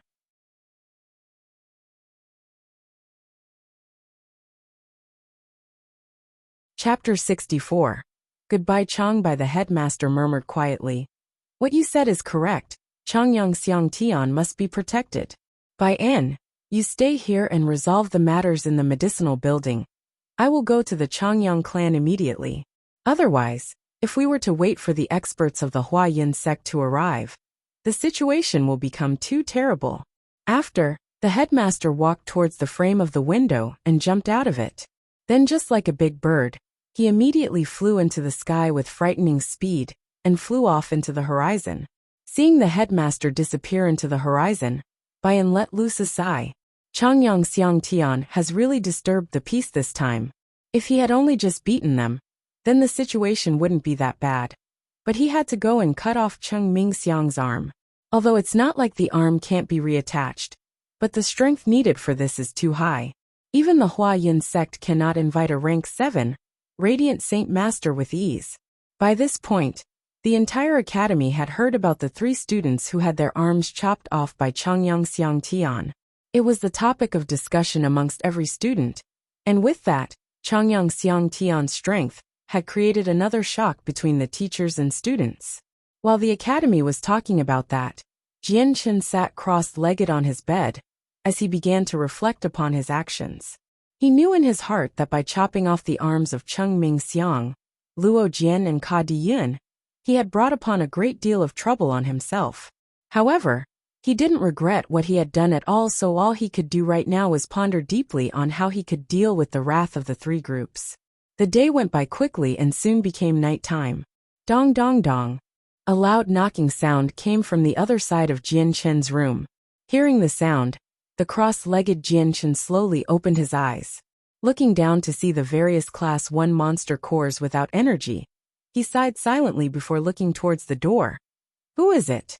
Changyang Xiang Tian, this is Vice Headmaster Chang Bayan. Came Bayan's familiar voice from outside the door. Jianchen immediately got off his bed and walked over to open the door. Vice Headmaster Chang Bayan was standing right outside his door, with an unsightly expression. Vice Headmaster, what's wrong? Jianchen asked in a conversational tone. He already guessed what the Vice Headmaster had come for, but his heart was still extremely calm and unwavering. Vice Headmaster Chang Bayan glanced at Jianchen with a complicated look inside. Changyang Xiang Tian, please pack up, then immediately follow me to the headmaster's office. Oh, Jianchen indifferently replied. He did not say anything afterwards, and quietly went back to his room to pack up his things. Jianchen didn't have many belongings. He grabbed some of his own medicines and stored them into his space belt. Then he followed Bayan to the center of the academy where the single lone tower stood. Ah, look over there, isn't that Changyang Xiang Tian? It is, looks like he's walking together with the vice headmaster. Maybe he received a super strict punishment. As they walked through the sports field, a crowd of students started to gather and chatter amongst themselves. Jianchen turned a deaf ear to the discussions that had arisen around him. He followed behind Vice Headmaster Bayan, and they soon arrived at the central tower, and directly entered the headmaster's office. Right next to the vice headmaster's table sat 2 elders. One of them was a relieved headmaster while the other elder was wearing a cyan-colored pow and had long black hair that was tied back. From behind the desk, the old man looked quite ordinary, just like any other old man. Headmaster Changyang Xiang Tian has been brought. Vice headmaster greeted politely. Hearing this, the headmaster's gaze immediately settled onto Jianchen, and he said in a calm voice, Bayan, you may leave. Yes, sir. Bayan quickly left. At that moment, the only people left inside the office were Jianchen and Kargath Academy's headmaster, as well as an elder in a blue/green robe. Ever since Jianchen first entered, his line of vision had been fixed on the blue/green clad elder. This elder wasn't any stranger to Jianchen. It was Changyang clan's butler, Changbai. Changbai, why have you come? Jianchen said while looking at the elder. Changbai gave a complicated look at Jianchen before sighing. Fourth master, from all of your days at Kargath Academy, We have been watching you and your achievements. Whether it be your mother or father, they both feel extremely proud. But this act of yours today was too impulsive. Jianchen naturally understood what Changbai was saying, and said firmly, Changbai, I don't regret anything. They brought this onto themselves. My older brother hadn't offended them in any way, but they still heavily injured him. Even if I relived this experience, I would still do the same thing. Changbai sighed. Fourth Master, I don't disagree with your methods. After all, in the Tianyuan continent, it is strength that rules over others. Although their strength was weaker than yours, you did not think about the powers they had backing them up. If it was just the Kadi clan or Luo clan, then our Changyang clan would not have much trouble with dealing with them. But Cheng Ming Xiang is the treasured son of the Huayan sect's leader. The Huayan sect holds the biggest amount of power in the Jessan kingdom after the royal family. So this is a power the Changyang clan cannot afford to provoke. Changyang Xiang Tian, the Huayan sect's strength is quite formidable. Although they aren't as powerful as the royal family, even the royal family is afraid of any consequences from meddling with them. Currently, among the top 6 experts in Jessan Kingdom, the Huayan sect alone takes up 2 of those spots. The headmaster said with a serious expression. Jianchen's expression also gradually grew more serious at these words. At that moment, a light knock came from outside the door. A respectful voice rang out from outside. Respected headmaster, Changyang who has been brought. Enter. The headmaster said. The door opened, and a teacher walked in leading Changyang Hu. Changyang Hu was currently wearing a new academy uniform, but scars still clearly covered his face. Changbai. Changyang Hu yelled the moment he walked in. He was unable to contain his emotions as he spoke with astonishment. The teacher didn't enter the headmaster's office. After sending Changyang Hu in, and sending the headmaster his respects, he lightly closed the door and left. Changbai's eyes lingered onto the scar on Changyang Hu's face. His pair of ordinary-looking eyes finally revealed some fury in them. Without any other external movements he spoke. Eldest master, you've suffered greatly. Changyang Hu shook his head without any mind and said, It's just a bit of injury, nothing major. However, Changbai, why did you come to the academy? Changyang Hu asked in confusion. Changbai's face didn't react in the slightest, and instead said gently, Eldest master, fourth master, you should go pick up the rest of your things. Jianchen quietly nodded without saying a word. I've already packed everything, Changbai. Did you come to take me away? Changyang Hu asked in a reluctant tone. Changbai nodded. Correct. I've come today to pick you 2 up and depart from the academy. It would be unwise for you 2 to continue living at Kargith Academy. Hearing this, Changyang Hu's expression became dark. He had spent quite a long time at Kargith Academy, and had already developed special feelings of attachment towards it. Changyang Hu, Changyang Xiang Tian, you 2 should first head out. I still have a few things I want to discuss with Changbai. The headmaster said. Jian Chun and Changyang Hu didn't have any objections, and they immediately turned around to walk out of the headmaster's office. Jian Chun and Changyang, who weren't kept waiting for long. Changbai came out from the headmaster's office soon after. However, when he looked at the 2, his face changed to one of happiness. Jian Chun and Changyang, who followed Changbai down the tower, and got onto the flying-type magical beast to leave Kargith Academy. It directly flew up into the air, and began heading towards Lore City. Jian Chun and Changyang, who didn't speak on the magical beast's back. While the 2 were being rushed home, the both of them seemed to be extremely heavy-hearted. Within Jian Chen's head, he couldn't help but to think about the motherly affections he had received. Although Jian Chen wasn't a kid in his mind, he had never dealt with such an experience before, and so this motherly affection was a new thing. So Jian Chen had a very low resistance towards this. In Jian Chen's mind, he could not help but recall his previous life in the Changyang household. His mother had been wholeheartedly caring towards him, and had loved him dearly every step of his life. This made Jian Chen's frozen heart, which had never experienced a mother's love before, become a sea of warmth, and he enjoyed and treasured this feeling. Time quietly passed as the Class 4 magical beast soared through the air at high speeds, and caused the wind to constantly whistle in Jian Chen's ear. Jian Chen's black, waist-length hair was blown messily in the air as it danced in the wind. Especially now that he had a handsome and dashing appearance, he looked as confident as ever as he rode on top of the flying magical beast with ease. The flying magical beast crossed over many different villages and cities under the guise of the pitch-dark skies. After a few hours of flying 1,000 kilometers above the ground, they finally arrived at Lore City. Under the control of Chang Bai, the eagle beast descended onto the grounds of the Changyang mansion.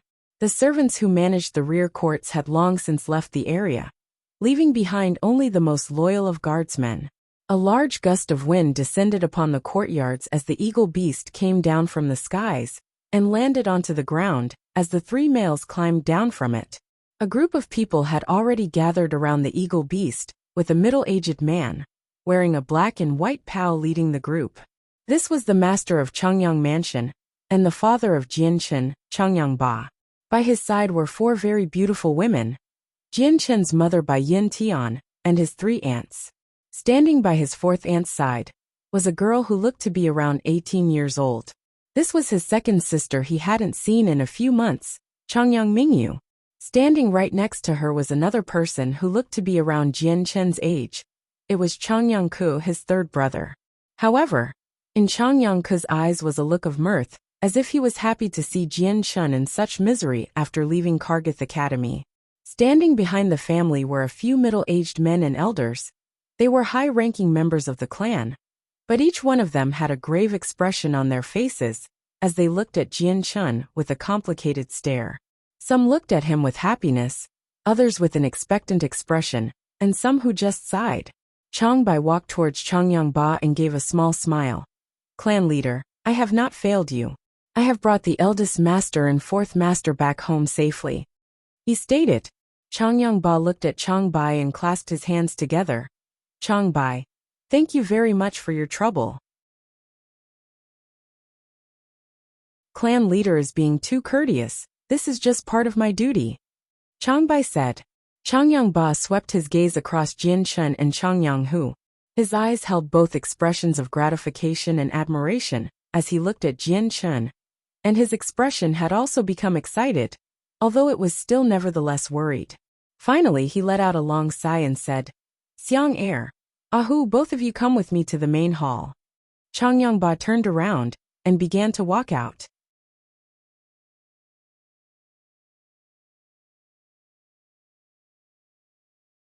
Chapter 65. The people from the Imperial Palace. 1. Jianchen and Changyang, who returned to their respective mother's side and walked with the others towards the main hall of the Changyang mansion. "Ahu, you've suffered greatly at the academy. Just look at your scars." On the way, Jianchen's eldest aunt Jinglong looked at the scars on Changyang, whose face with eyes wet with tears that never seemed to cease. Changyang, who could only laugh as he replied, "Mother, these are only small injuries, nothing to worry about.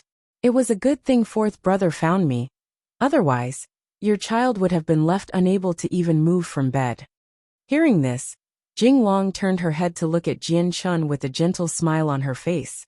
"Xiang Tian, I really must thank you for helping Ahu." Jianchen smiled back. "Eldest aunt, what are you saying? If my big brother has a problem, of course I'd help. Besides, this happened because of me and big brother was caught up into it. As long as eldest aunt doesn't blame me, then I be happy enough." Jinglong still had a smile on her face. "Xiang Tian, you're becoming more and more intelligent. You're almost becoming just like Ahu now." Praise from eldest aunt. Jianchen laughed.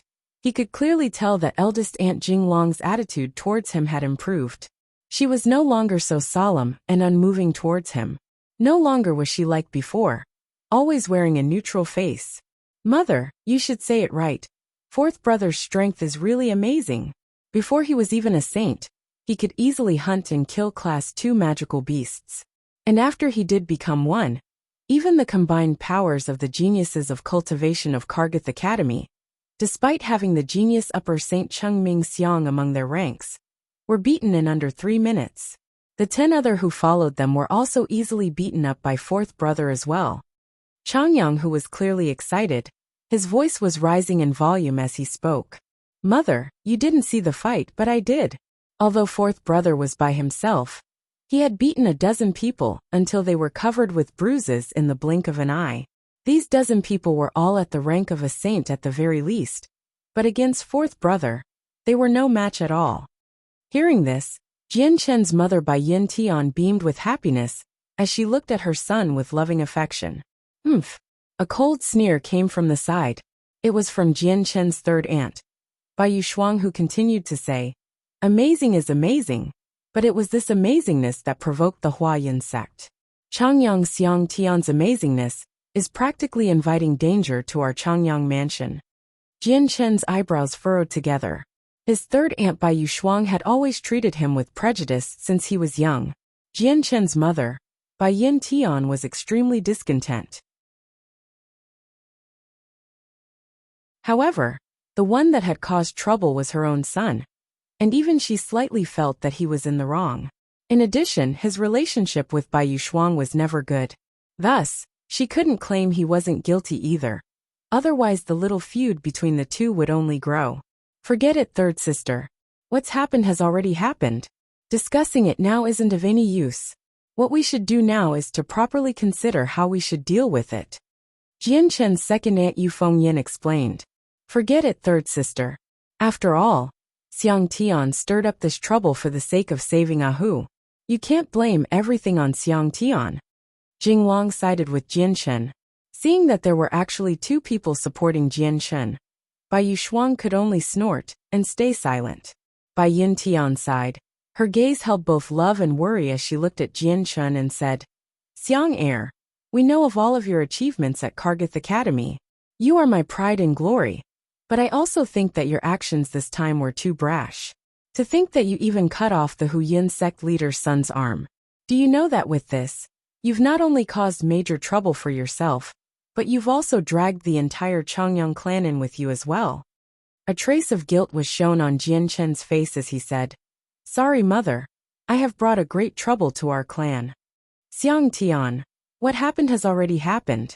You should stop blaming yourself. Right now we need to go the main hall quickly to discuss how to settle this conflict. Second aunt then closed her mouth. After that, the group started to pick up their pace as they headed towards the main hall. At this moment within a splendid palace, the Emperor of Jessen Kingdom held a letter in the middle of his hands. Creasing together his eyebrows, he let out a long sigh before saying, This Changyang Xiang Tian is truly too impulsive. He has made a great mistake by cutting off the right arm of the Huayin sect's Chengming Xiang. This type of situation is something the Changyang clan cannot stand up against.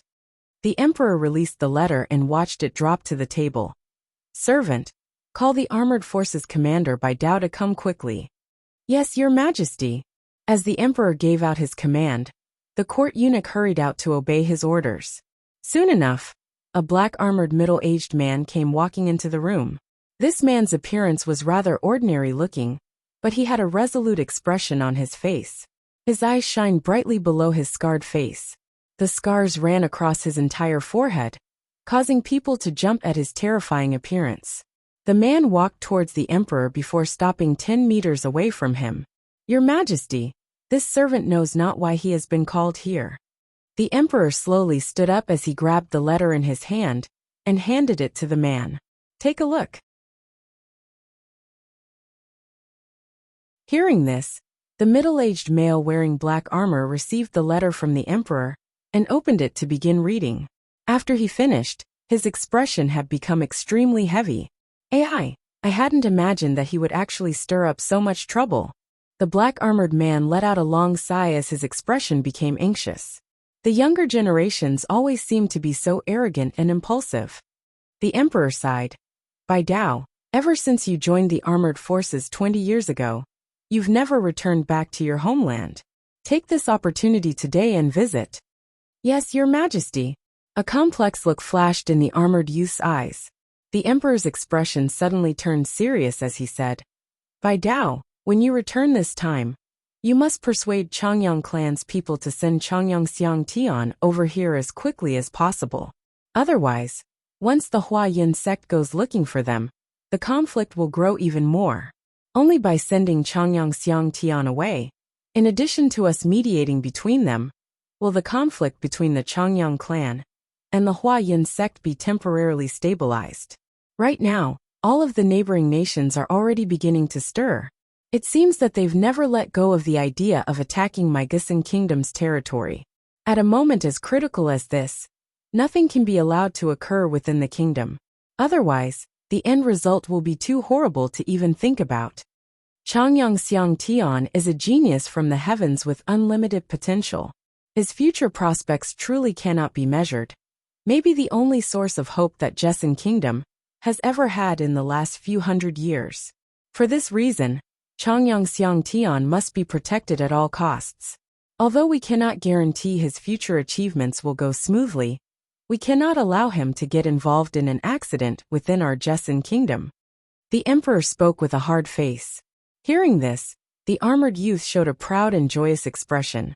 He suppressed the rising emotions within his heart and said, "Young Majesty, Bai Dao understands what he should do now." The emperor nodded his head and said, "Bai Dao, there's no time to lose. You must head out to Changyang Mansion immediately. With your strength, you should be able to arrive there before sunrise." "Yes, Your Majesty."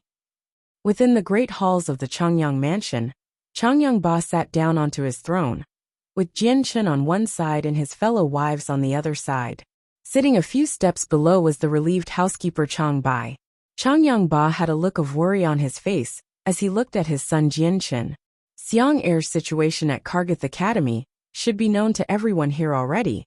The Huayan sect leader's son had his right arm cut off, so the Huayan sect will definitely not let this matter go. Please offer up what solutions you may have. Hearing this, everyone in the hall went silent. The Huayan sect was the biggest force of power aside from the royal family in the Gisan kingdom, and didn't fear the emperor's power at all. The Changyang clan wouldn't be able to resist their sect since Chengming Xiang was like a treasured son of the sect leader. Since he was a genius that far exceeded the others, to have his arm chopped off by Jian Chen would definitely influence his future road of achievements. It could be said with no exaggeration that Jian Chen had completely destroyed Chengming Xiang. So for that reason everyone knew within their hearts that there would be no way for the Huayan sect to forgive this matter. Everyone was still silent before finally a 60-year-old elder said, "The best way to solve this problem is to find and invite a radiant saint master to help repair Chengming Xiang's arm. However, only a rank 7 radiant saint master would have the power to do something on this level. Our Changyang clan would not be able to easily call on such a person.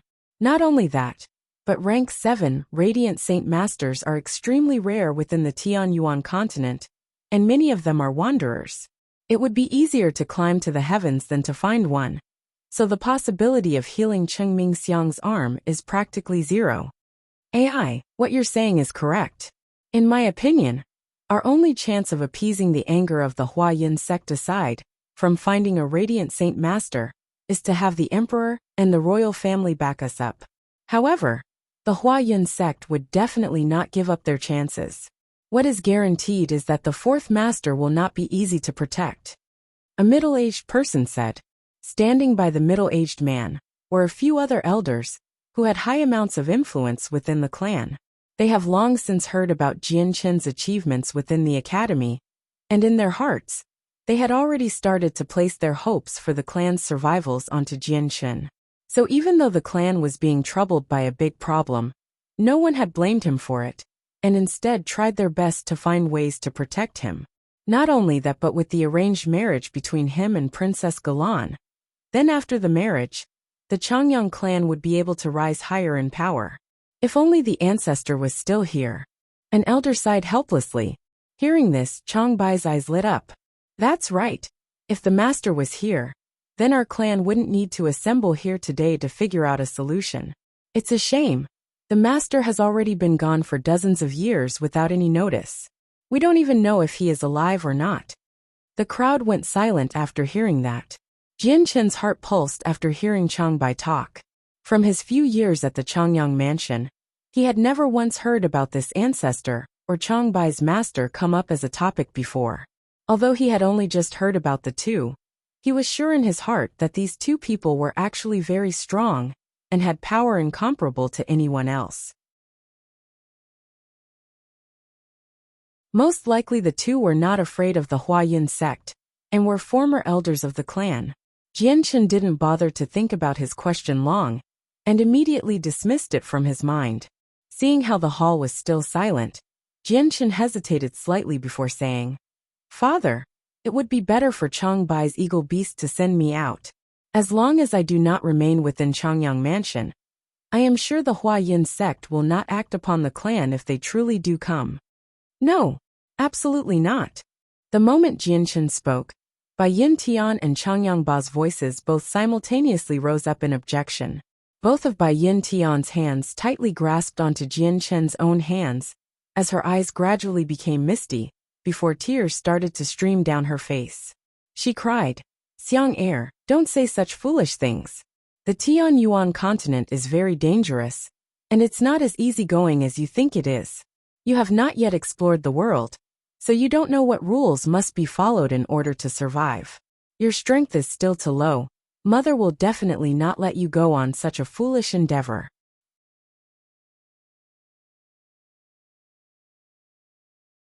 Chapter 66. The people from the Imperial Palace too. That's right, Xiang heir. What your mother said is correct. The world isn't as peaceful as the academy is. It's filled with slaughter. And with your current strength, being able to survive won't be that easy. Forget about this idea. I absolutely won't agree to it. Changyang Ba said seriously. Although he spoke in an ordinary tone, he had been firm in rejecting Jianchen's idea. Jianchen already knew that it would be hard to get his family to agree to this plan. But he continued to speak. "Father, mother, please don't worry about me. Your son may not be strong, but I am still able to protect myself. I've read many books from the Academy Library, and so I have some familiarity on how to survive within the Tian Yuan continent. Once your child leaves Changyang Mansion, then that'll be one less problem for the clan." Fourth Master, the situation isn't as simple as you think. If the Huayin sect were to find out that you are no longer within the Changyang Mansion, then I'm afraid that they would send out many of their numbers to pursue you. And with the Huayin sect's power, you won't be hard to locate. A white-haired elder spoke. In his heart, he had placed Jianchen as the hope for the clan's future, and definitely did not want to see him die prematurely. He was a 15-year-old saint who was stronger than an upper-level saint, and bordered along the powers of a great saint. This meant that he was a genius from the heavens that would shake the entire Tian Yuan continent. To some of the men here, Jianchen was no longer just a regular person, but a glowing human treasure that could give them boundless wealth. For that reason, within the hearts of the high-ranked elders, they all just wanted to protect Jianchen, so he wouldn't suffer a blow to his future potential. Jianchen let loose a big smile. "Everyone doesn't need to worry. I've read up about a lot about the continent, so I'm sure that I can keep away from the Huayin sect's grasp." "Definitely not, Xiang heir. This is still too risky. It's not worth the trouble." Changyang Ba immediately shot down the proposal. "Xiang heir, don't worry about a thing. While the Huayin sect may be very strong, our Changyang clan won't be such an easy pushover. And although our ancestor has been gone for some years, his reputation is still widely known. The Huayin sect wouldn't dare to be so forward with our clan. So just stay within the mansion. I will do my best to protect you." Jianchen inwardly sighed to himself. With such a resolute objection, there would be no way for him to convince his father otherwise. "That's right, Xiang heir. This idea of yours is far too risky. Even if you could escape from the Huayin sect, the life of the Tian Yuan continent is not as straightforward and simple as the books say. Please just obediently stay at Changyang Mansion. Your father and your uncles will do their best to protect you." Bai Yin Tian gently pleaded with Jianchen. "Kuh." Changyang Ba cleared his voice. "That's enough. Let's first talk about how we'll deal with the Huayin sect. I'm sure they have already heard about this situation, and will arrive at Lore City soon. So we are pressed for time." Changyang Ba stated once more. The entire crowd within the main hall went silent, as they all started to think about the situation. If His Majesty helps us, then that means the arranged wedding between the fourth master and Princess Gulan is still on. So in the end, the fourth master will still be the son-in-law to the emperor. So I'm sure His Majesty won't sit around and do nothing. Someone said. Changbai nodded his head in contemplation and said, if His Majesty wants to support us, then he could temporarily suppress this situation. But this will no doubt bring His Majesty quite a headache. It is unfortunate timing right now as well. The neighboring countries have been inconspicuously sending soldiers to the borders. Most likely, they want to invade the richly fertile lands of the Jesson Kingdom. So right now, His Majesty definitely would not want to get onto the bad side of the Huayan sect. After all, this is a matter of life or death for the kingdom. Without the two Heaven Saint Masters from the Huayan sect, even the strongest fighters would be hard-pressed to fight against the other kingdom soldiers. Although the fourth master has a very strong potential, and also has high expectations from His Majesty, the fourth master's future achievements currently cannot be confirmed. Not only that, but the fourth master is still young, so there is still a long time before he can fully mature. With the kingdom on the verge of a war, there is simply not enough time for them to wait around for the fourth master. Since we're not sure how long it'll be before the kingdom either wins or loses, the kingdom will need as many strong saints as possible in order to help win the war. So it's not clear if His Majesty will help us or not. The people in the main hall continued to attempt to come up with other ways. However, despite having contemplated for an entire evening, they were still unable to come up with any workable method. The night flew by quickly under the strained atmosphere the dozen people were in. The sky had already began to brighten. It was already close to dawn. After an entire night of discussion, everyone's expressions looked exhausted. At this moment, a Changyang clan patrolman came running in, reporting to the clan leader, there is a person named Bai Dao waiting outside the mansion who wishes to see you. Bai Dao, Changyang Ba exclaimed under his breath with a contemplative look. His eyes shined brightly as he stood up from his throne. Quickly invite him in. Yes, sir. The guard responded and quickly left.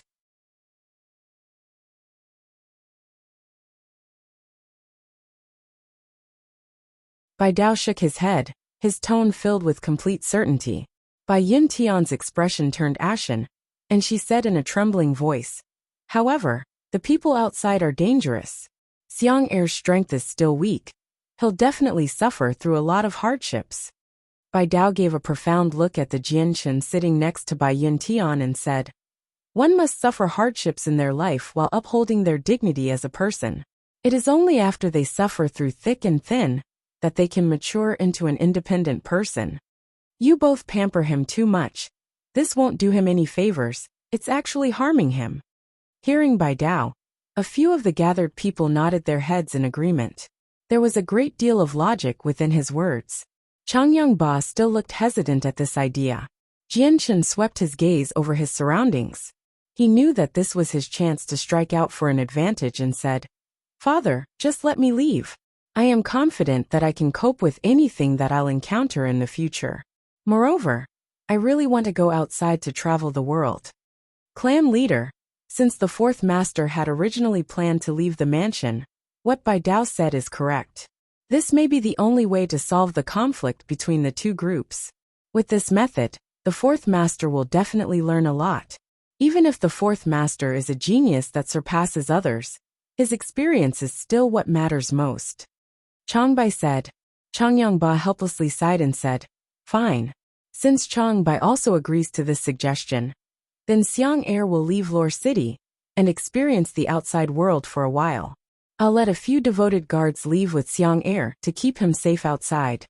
Once he heard that guards would be dispatched to protect him, Jianchen's brows couldn't help but knit together as he said, Father, there's no need to dispatch guards. I want to go adventure outside alone. Xiang Er, going out by yourself is still far too dangerous. At the very least, please take some guards to go with you in case you come across any trouble. Bai Yin Tian held on to Jianchen's hands in concern. With the current matters, she was powerless to change the decision, and so she could only try to accept this decision calmly. No need, mother. I don't want to bring guards out. If that happens, I'll be too easy to target. I think that going out alone is easier. Jianchen's attitude was extremely firm. In reality, in his opinion, having a few guards by his side was a type of burden. In addition, once outside, he couldn't always be as cautious with conserving his strength as he was at home. He still had many secrets that he couldn't let anyone in his family know of.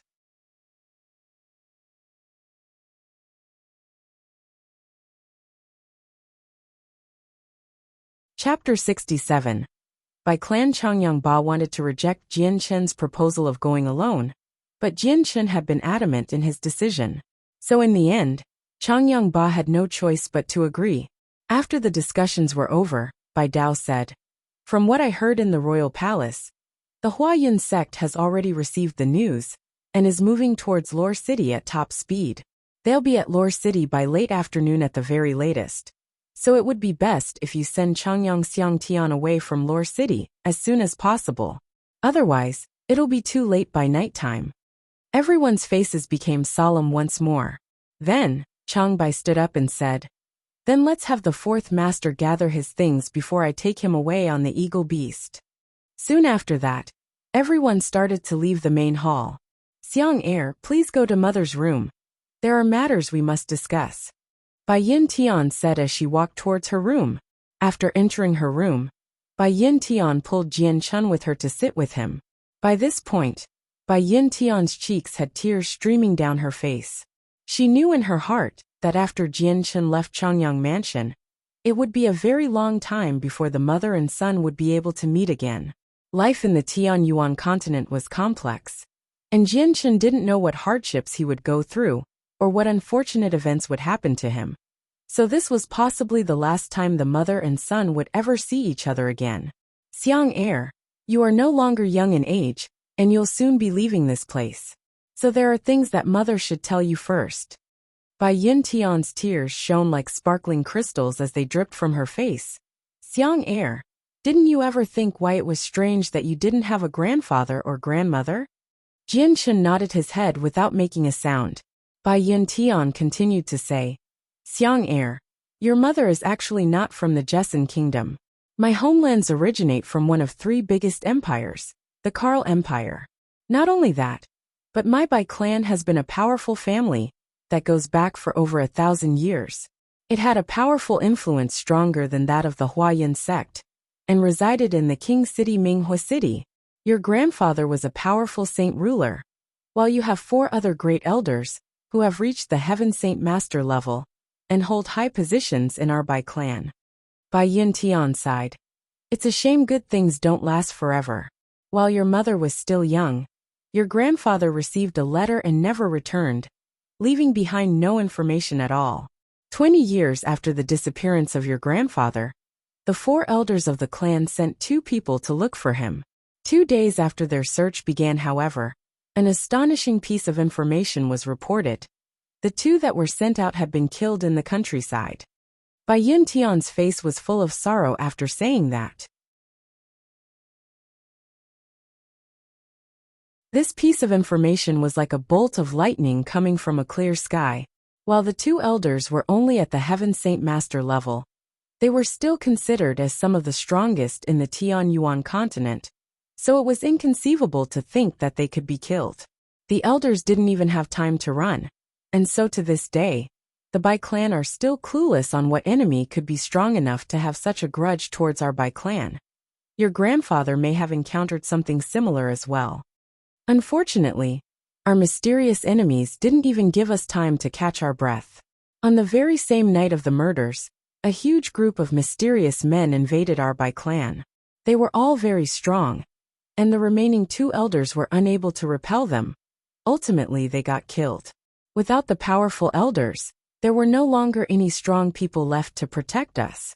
At that moment, some loyal members of the clan tried to help a group of us escape the massacre, but in the end, only your mother and uncle were left. It was only after your uncle and I hid in a family home that we were able to escape from Minghua City with our lives. After hiding for a few hours, we turned our heads and immediately left via a mercenary caravan, heading towards the Jessen kingdom." The tears were still flowing from Bai Yin Tian's face as she cried in deep sorrow. "Xiang Heir, At that moment of greatness, we had over 1,000 members to our name.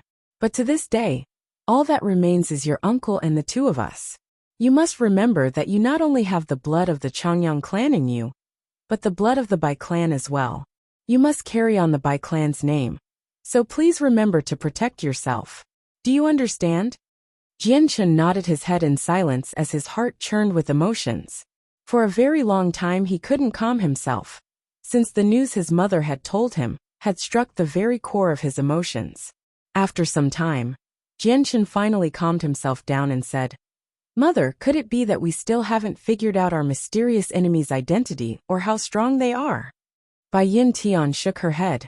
"I have no idea. Your mother and uncle were still young at the time, and so we didn't understand much. So we had no idea who they were. If anyone knew, it would be the elders, but they're dead now."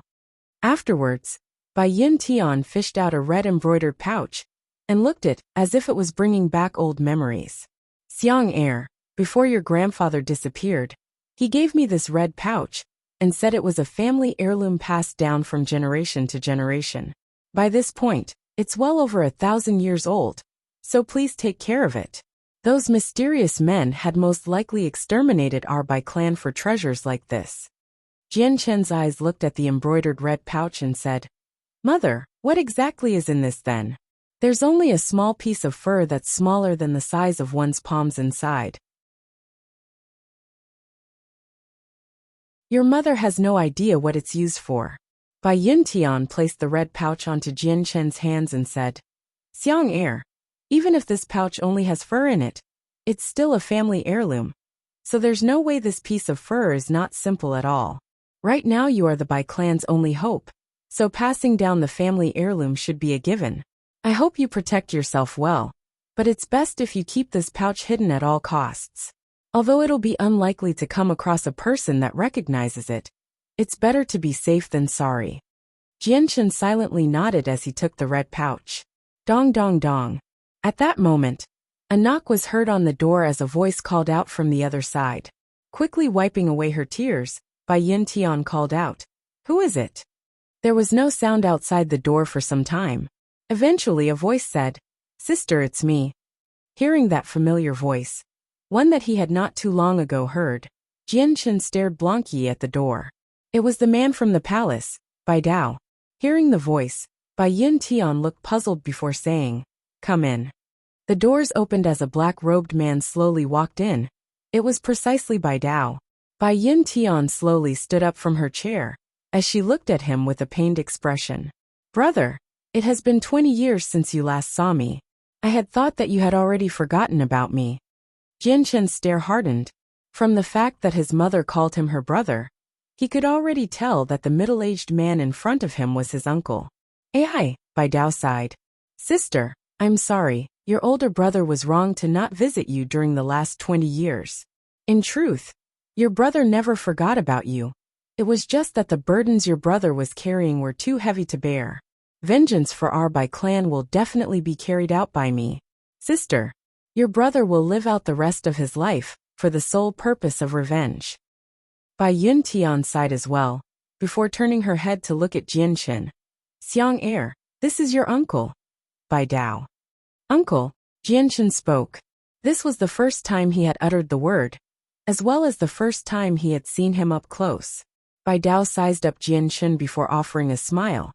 "Xiang Tian, I have heard about you.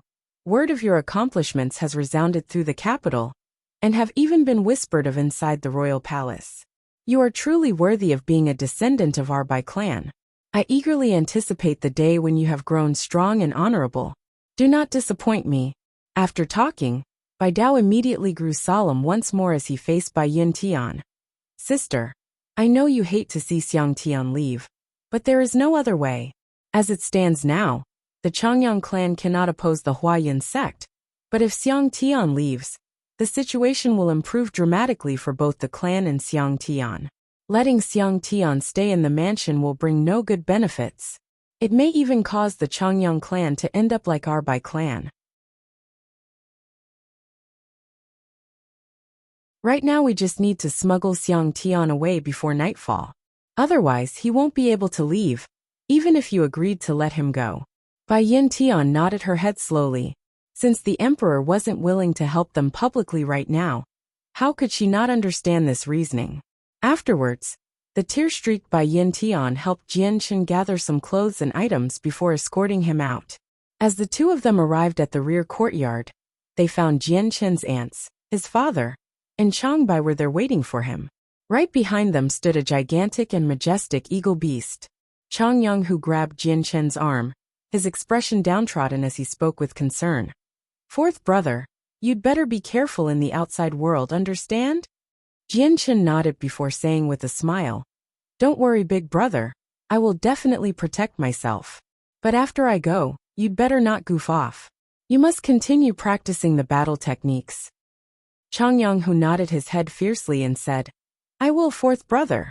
Your elder brother's lack of strength has burdened you. From now on, I will strive even harder to cultivate and grow stronger." Jianchen's second sister, Changyang Mingyu, walked up to him and gave him a spice bag. "Fourth brother, your second sister made you a safety charms and wishes you safe travels. You'd better wear it." Right now, Changyang Mingyu was already 18. She had become a tall yet slender beautiful girl that was capable of causing an entire city to fight for her. Jianshen took the safety charm from her. Although he knew that the charm wouldn't provide any substantial amount of defense, it was still a gift from his sister that was filled with concern. "Thank you, second sister. I will definitely take care of this charm," he said with a smile. Changyang Ba walked forward with a ring and spoke. "Xiang heir, this is a space ring your father had long since prepared for you. This was meant to be your graduation present from Kargath Academy. But I don't believe you need to wait that long for it anymore. Your father will give you this space ring. There is already something I have prepared for you inside." "Thank you, father." With a grateful look, Jianshen took the space ring. "Xiang heir, the space ring is absolutely a precious item within the Tianyuan continent. In order to avoid unnecessary troubles, don't reveal your space ring to anyone, even under the most dire circumstances," Changyang Ba said. Jianshen nodded. "Father, Xiang heir understands."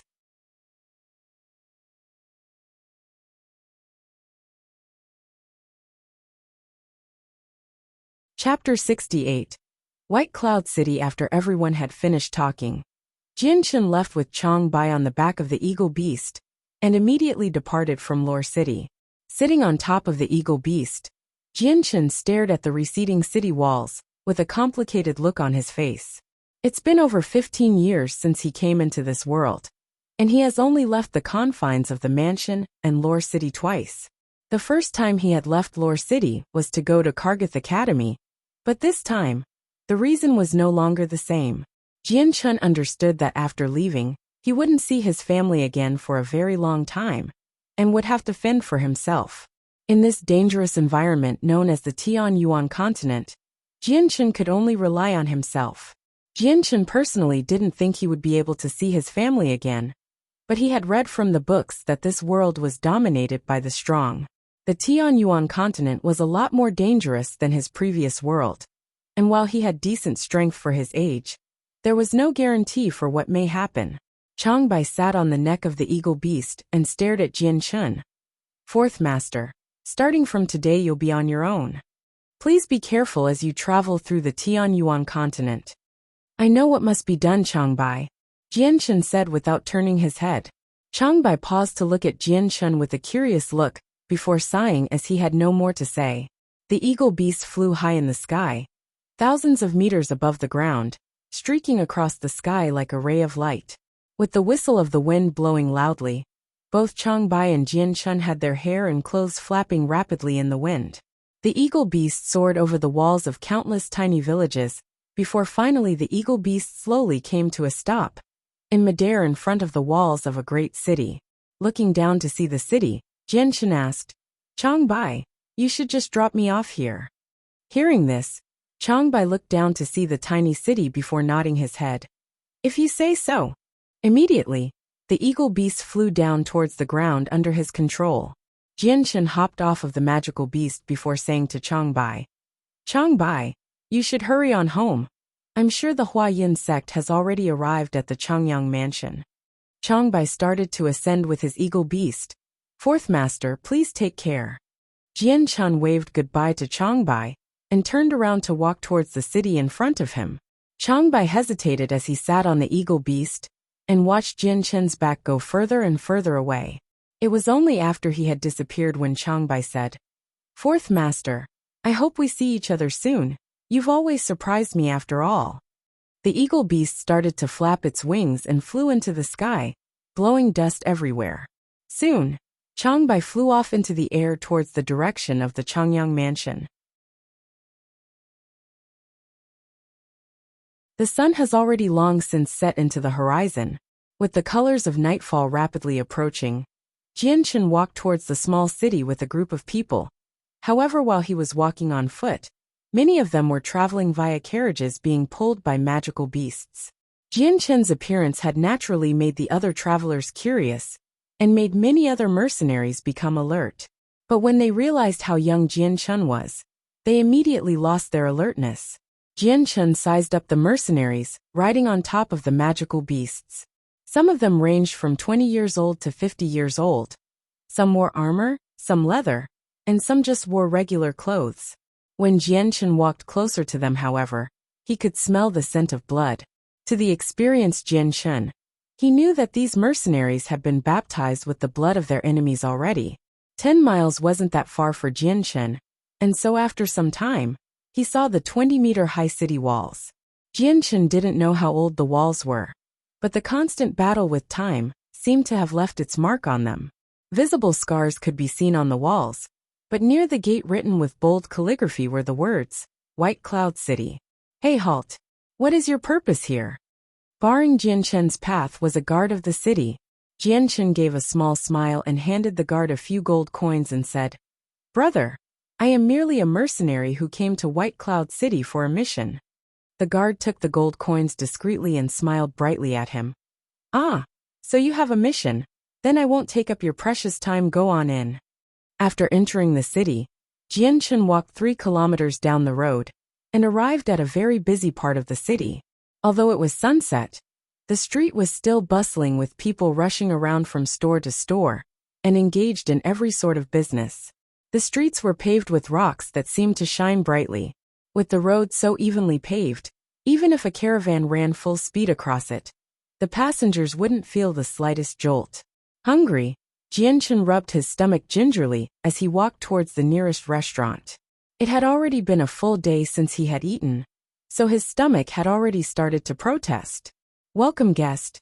Under the enthusiastic welcome of a waiter, Jian Chun walked towards an empty table and sat down. "Honored guest, are you here for a meal or to stay for the night?" The waiter was a young man in his 20s and had a cordial smile on his face. Jian Chun looked at the other rowdy mercenaries within the restaurant and said, "Even those who are staying for the night require a meal. What is there to eat here?" The waiter smiled and introduced Jian Chun to a wide variety of dishes. However, every single one of the dishes mentioned were all the most expensive dishes. The waiter had long since noticed Jian Chun was wearing quite luxurious clothes and thought him out to be the son of a wealthy clan. But Jian Chun didn't care for the prices of the dishes, and instead lazily chose one out to eat. After eating his fill, Jian Chun paid for a medium-sized room for the night, and immediately entered his room to rest.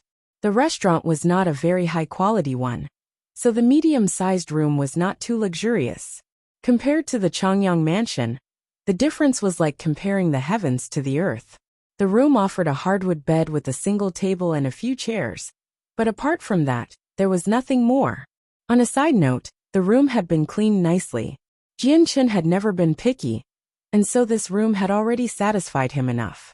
After closing his door, Jian Chun walked towards his bed and took out the space ring his father had given him before leaving and looked at the contents.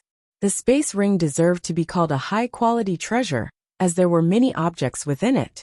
With an internal storage of up to 100 cubic meters, there were a pile of items stacked in the middle of it. While the ring wasn't full, almost every inch of the floor had been covered by items. Amongst a pile of items, There were 1,000 purple coins that sparkled dazzlingly, along with another few thousand gold coins stacked in another pile. There were even small piles of monster cores. Around 40 of them were Class 2 monster cores, 10 of them were Class 3 monster cores, and only one of them was a Class 4 monster core. Seeing how many items were stored inside the space ring, Jianchen felt very warm inside.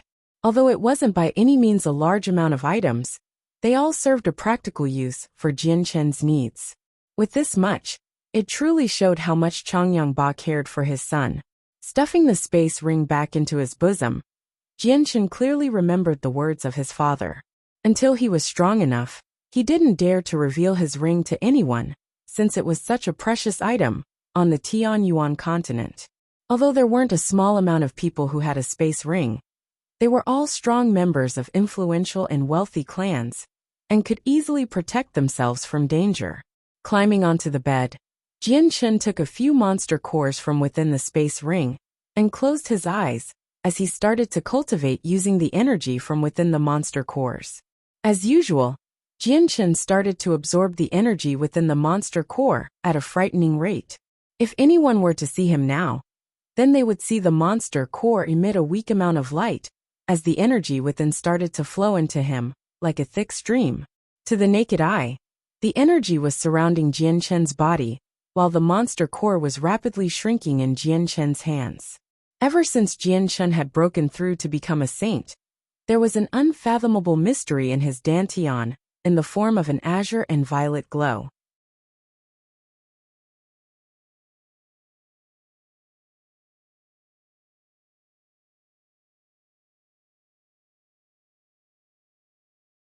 Chapter 69.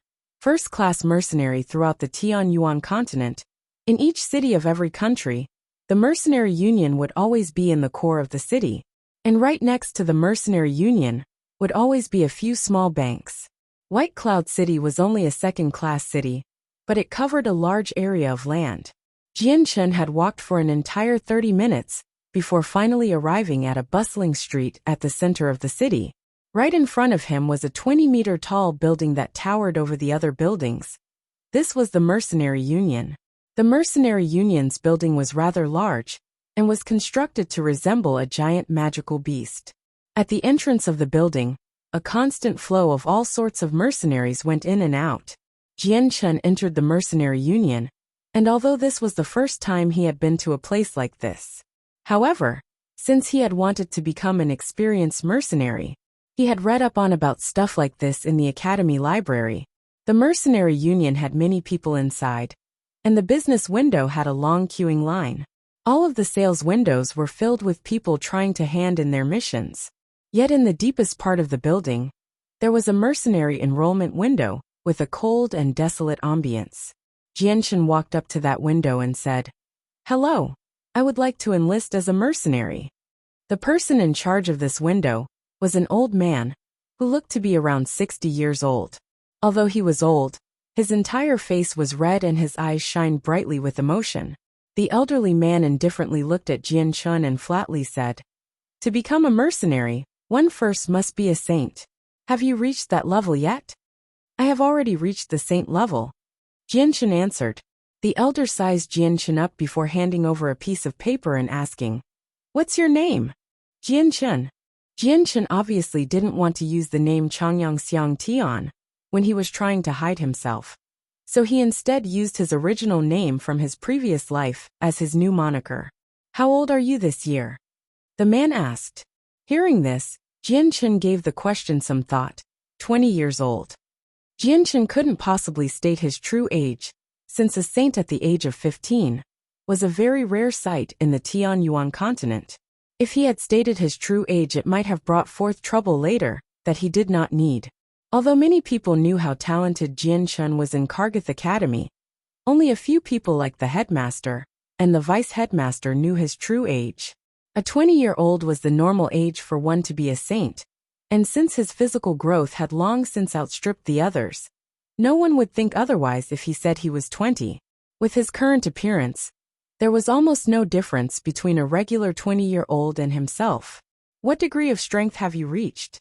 The man began to write on the piece of paper with a pen. Primary saint. Jianshan said. The rest of the process to become a mercenary was rather simple. After paying the tax of 1 silver coin, Jianshan had officially become a mercenary. He took his mercenary badge, which was that of the lowest rank, since he was only a primary saint. After collecting his badge, Jianshan didn't bother to stay behind at the mercenary union. He instead quickly left the building and asked for directions to a medicine shop.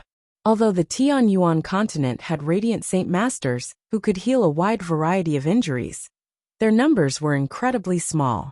Because of this, the status of any single radiant saint master was very high, especially for mercenaries, who would be hard-pressed to be able to invite a radiant saint master into their group. Only the biggest and strongest groups could successfully invite one. Those who were alone or weren't strong enough would find it impossible to enjoy the benefits a radiant saint master would bring unless they paid extensive amounts of money. With an uncountable amount of mercenaries on the Tianyuan continent, there were also an equally uncountable amount of injured people every day. Since the supply of radiant saint masters did not meet the demand of those who needed them, a new method of using drugs and herbs was created to combat injuries. Using these medicines was vastly inferior to the healing capabilities of a radiant saint master, but it was widely accepted by mercenaries. This was because aside from the high-grade drugs, the normal medicines were very cheap. The medicine store wasn't small and was crowded inside. It was not at all like the mercenary union, which had soundproofed walls all around. While in the mercenary union, all of the mercenaries there would loudly shout amongst each other to be heard. In the medicine store, people could easily converse with each other. The medicine store had many long lines of people. After sweeping a glance around the shop, Jianshan finally found a line with relatively few people and waited. Might I ask what you want to order? Finally it was Jianshan's turn. He was enthusiastically greeted by the person behind the counter. I'll need a few herbs, do you have them in stock? Jianshan asked. The assistant looked at Jianshan with an odd stare. This was the first time he had seen a person not come in to buy medicine for their wounds. Instead, this person was buying herbs. Despite the curiosity he had towards Jianshan, the assistant replied, Of course we sell them. I don't know what the honored customer wants, but whatever is in the store is for sale. I need some qilin grass, rubbing grass, sweet grass, skeleton grass, sawtooth grass, antelope flower, root flower, lilies and turtle tubers. Do you have these? Jianshan named almost 10 different types of herbs. The assistant immediately nodded. We do. These herbs are very common and are not pricey at all. We have them all, but I don't know how much the honored customer wants. Jianshan had a happy smile on his face. He took out a gold coin and placed it onto the counter as he said, Give me a few of every item. These herbs were all extremely common goods. A single gold coin was enough to buy a cartful of them. Seeing the gold coin on the counter, the man smiled brightly. Okay, please wait for one moment, honored guest. I'll bring them to you in a moment. With that said, he entered the back room to gather the materials. After paying for the herbs he needed, Jianshan left the store and headed outside of the city. He arrived 10 miles outside of the city walls and entered into the small forest. There, he dug a few mounds of earth and plucked some tree leaves. He then stored them within his space belt and walked back to White Cloud City. After returning to White Cloud City, Jianshan purchased a new set of ordinary clothes and ducked into an uninhabited alleyway that was hidden by the general populace. After looking left and right to check if the coast was clear, he took out a small bunch of each herb he had bought earlier. He first grinded the herbs up into a fine powder, using his hands and feet, before mixing it with the water he collected. Adding to the mixture some of the soft mud and leaves, he grinded it into powder as well. He continued to mix it before squeezing out some of the residual juice. Jianshan took the result of this juice and immediately smeared it onto his face. Quickly, Jianshan lifted his head. The complete transformation of his face could clearly be seen. At this moment, Jianshan's looked entirely different. Even a person who was familiar with his appearance wouldn't be able to recognize him now. For all intents and purposes, Jianshan was now a completely different person. His previously handsome looks had become average, and even his eyebrows and eyelashes had been altered to become shorter. The only features that hadn't changed were his pair of alluring eyes and his weak-looking figure. Jianchen didn't stop there. The silver light wind sword appeared in his hands. He suddenly placed the sword on the back of his waist, as his waist-length hair blowing slightly into the air. With a silver flash of light, the light wind sword quickly cut through his long hair with a speed that was almost hard to see with the naked eye. His hair was now at his shoulders. He changed into a new set of clothes from his previously luxurious set of clothes made from hand-spun silk. It was quite the change going from the finest silk to coarse leather. By this point, there was nothing about Jianchen that would remind even those who knew him best of the original Jianchen. Jianchen took another few moments to ensure he hadn't overlooked anything to perfect his new appearance. Satisfied, he immediately burned his old clothes in a fire and exited the alley. Once again entering the mercenary union, Jianchen walked towards the mission place. The mission hall in the mercenary union split its missions into 5 grades: S, A, B, C, and D. The highest grade was S, and the lowest was D. At the same time, the mercenaries were also split into these same 5 categories. At the moment, Jianchen was only a D-ranked mercenary, and so he could only take on D-ranked missions. A mercenary's rank was determined by the amount of missions accomplished, their honor and strength. A D-ranked mercenaries had to be at least saints, while C-ranked mercenaries had the power of great saints at the very minimum. With this system, S-ranked mercenaries had to reach the strength and honor of Earth Saint Masters. Even if one had the same strength as an Earth Saint Master, if they didn't have the same amount of reputation, then they wouldn't be considered an S-ranked mercenary. Therefore, this mercenary grading system had no shortcuts. D-ranked missions were bountiful, but the majority of them were very boring. The majority of them were about finding lost items, or to help a store buy and deliver their items to another store. None of the missions were of any interest to Jianchen. Right now, Jianchen only wanted a mission that would let him leave the Jessen Kingdom, because he knew the Huayin sect was a major power in the kingdom. Although he had completely changed his looks, there was no guarantee that a person wouldn't discover his real identity and set off the Huayin sect's pursuit to capture him. Just in case he accidentally revealed himself to the Huayin sect by mistake, it would be best for him to leave the Jessen Kingdom to a place where the Huayin sect had no power. Unfortunately, very few D-ranked missions allowed a mercenary to travel in between countries. Most missions like that were for the higher-ranked mercenaries, and were usually never distributed to a D-ranker. So when Jianchen had looked at the entire mission list for D-ranking mercenaries, he didn't see a single mission that would take him outside the country. Inwardly sighing, Jianchen left the mercenary union. If he wanted to leave the Jessen Kingdom, he would need to rely on the cover of caravans. Otherwise, if he were to travel alone, he would be assaulted by a group of robbers that even he would most likely have trouble with. But even if he didn't meet any robbers, the border fortress was a place Jianchen wouldn't be able to bypass with ease.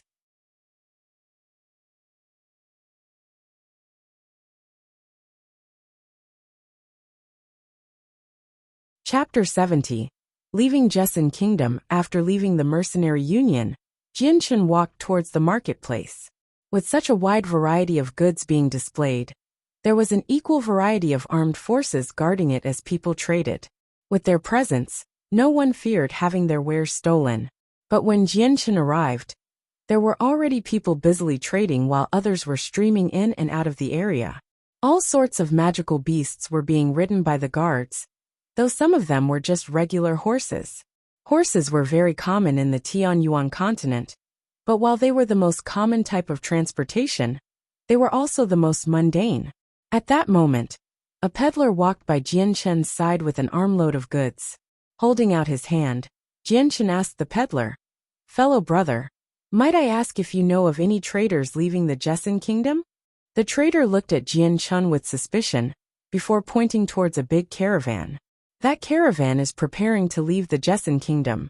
Jianchen followed the youth's finger with his eye, and saw 10 caravans grouped together. Surrounding the caravans was a large group of mercenaries protecting the items, while a middle-aged man, wearing a luxurious-looking robe, was commanding the people to load up the items onto the caravan. With only a single glance, Jianchen knew that this middle-aged man was the one responsible for the caravans. Immediately walking on over, he asked the man, "Uncle, might I ask if your caravans are leaving Jesson Kingdom?" Hearing Jianchen, the middle-aged man turned around to take a look at him. "Why do you ask?" Laughing, Jianchen said, "Uncle, if your caravans are leaving Jesson Kingdom, might I join you? Although my strength is not all that strong, I am still a mercenary nonetheless. I don't need a reward for this either, how about it?" The middle-aged man looked relieved at Jianchen's last sentence and said, "Fine. However, you must stick close to us during the trip. Also, any roadside fares must be paid by you, and won't be compensated for by us. Lastly, if we are attacked, then you must help protect the group and fight together with us." On the Tianyuan continent, most of the weaker mercenaries would usually either form their own large group or join a caravan group in order to travel from kingdom to kingdom. Since the roads connecting the kingdoms were long and dangerous, there was a very high chance of encountering highwaymen. Ambushes from magical beasts were also a common occurrence, and in some areas, those attacks happened frequently. Because of this, every caravan would welcome a mercenary's presence with wide arms, and generally wouldn't refuse anyone. After all, even one man could add to the overall strength, and could help protect someone's life. Jianchen didn't hesitate at all to agree to the man's conditions. "Our caravan will depart in an hour, so go make your preparations." With that said, the man didn't pay any more attention to Jianchen and resumed commanding the transporters to work. Afterwards, Jianchen headed towards the White Cloud City stables and spent 50 gold coins to buy a single horse. Leading the horse back, he patiently waited for the caravan to depart. An hour quickly passed as Jianchen mounted his horse and followed the caravans from behind. The mercenaries that were originally hired to protect the caravan sent many inquisitive looks at him, but none bothered to talk to him. Since there were 3 caravan groups that combined into one, there were naturally 3 groups of mercenaries. Aside from those 3 groups, there were also many mercenaries going by themselves. It was because of the unknown dangers that the caravans had to group together both themselves and their mercenaries, resulting in a total of about 500 people. It was even normal for one to recognize a familiar face. Soon they left the city gates. Although the caravan representative had a few bodyguards and mercenaries, he didn't stay at the gates for long, and immediately ordered the caravans to move out once the negotiations were over. One moment. At that moment, before everyone could move, an armored man came down from the city towers with a scroll of paper. The middle-aged man crossed the city gates and handed the scroll to one of the bodyguards. "Take this portrait and stick it to the city gates. Then find the best portrait master and send him to me. I want him to duplicate this portrait and post it everywhere in the city. If anyone can find the person described on the portrait, capture him. And if there's any resistance, kill him." "Yes, sir." A soldier took the scroll and immediately tacked it to the city wall. The picture on the portrait is a wanted criminal in the Jesson Kingdom. Take a good look now. Look for this person in every single city you stop at. By all means, you must not let the criminal get away. Do you understand? The man repeated with a commanding tone that could be heard clearly even from far away. As the bodyguard posted the portrait onto the city gates, everyone glanced at the figure on it. The person looked to be no younger than 16 years old, and no older than 20. Although the person looked very young, his looks were handsome, and actually looked very lifelike despite it being a drawing. Whoever had drawn this portrait was a true master of art. After posting the portrait, the man waved his arm at the caravan representative. "That'll be all. You can leave now." With no further interruptions, the caravan began to move once more. However, the guards at the city gates had already went from 10 in number to 100. Every single one of them would check each person as they entered or exited the gates, and then compared them to the person in the portrait. When Jianchen was about to exit the gates, he saw the portrait on the gates, and his eyes hardened.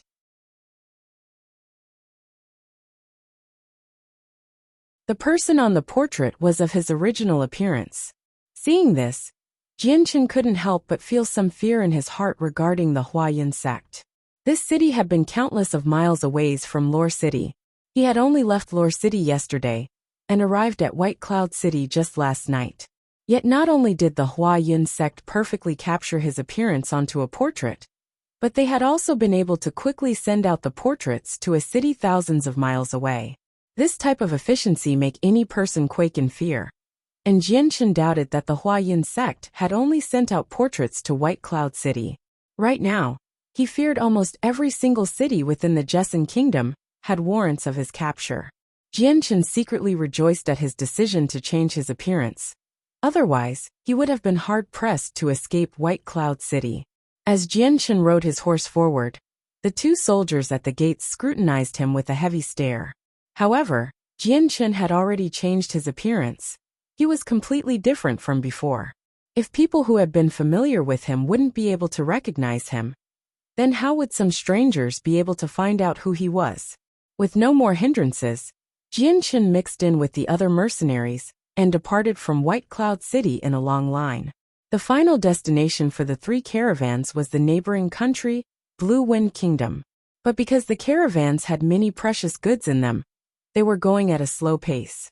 Although the border fort wasn't too far away, it would take them 2 or 3 days of walking to reach the border, and crossing into the Blue Wind Kingdom would require another half-month. Jianchen looked at the grand caravan. It wasn't using regular horses to pull, but rather 4 Class 1 magical beasts specially bred for this purpose. Surrounding the magical beasts were a few mercenaries riding on top of their own magical beasts. None of them looked weak at all. The man Jianchen had talked to earlier was there as well. It seemed that all of them were protecting the caravan as well. Jianchen had quietly figured out that within the middle caravan was the boss, if not an important person. This was because this was a luxurious caravan, and still had 2 other caravans by its side. It took around 4 days for the group of caravans to reach the border fort, which was a long wall that spanned for countless of miles. It was 50 meters tall and 20 meters thick. From afar, this great wall looked like a long dragon that made people shake in awe. Jianchen looked at the wall in front of him as the shade covered him. Under the protection of the wall, the setting sun was completely blocked, and the area in front of the wall was completely covered in darkness. This sight was enough to make people who had never seen this sight before shake in awe, as they felt like the wall was some frightening and profound force. This was the first time Jianchen had ever seen the Jesson Kingdom's wall. There was awe in Jianchen's mind as he looked. In his previous world, he had seen many walls, but none of them could compare to this. The biggest wall he had seen was 20 meters tall, but this wall in front of him was 50 meters tall. It was like comparing an adult to a child. What a great wall! I can't even imagine how long it took for them to build a wall of this size. Jianchen sighed in admiration. Hearing what he said, the mercenary riding right next to Jianchen stifled his laughter. A wall of this size is normal in the Tianyuan continent. Practically every kingdom has a wall of this caliber. The mercenary looked at Jianchen and said, "If you haven't been to any of the 3 great empires, then let me tell you. Each one of the walls have a height of at least 100 meters, and a thickness of 50 meters. These small city walls can't even compare." Jianchen turned around to look at the mercenary, who spoke to him. He looked to be around 20 years old, and had a suntanned face. With his coarse leather clothes, the man looked to be quite ordinary. When there's a chance, I'll definitely go check out the 3 great empires. Jianchen laughed. The roads connecting the 3 great empires are quite long and dangerous. At the same time, magical beasts run rampant there, so it's not that easy to travel in between the empires. The mercenary said.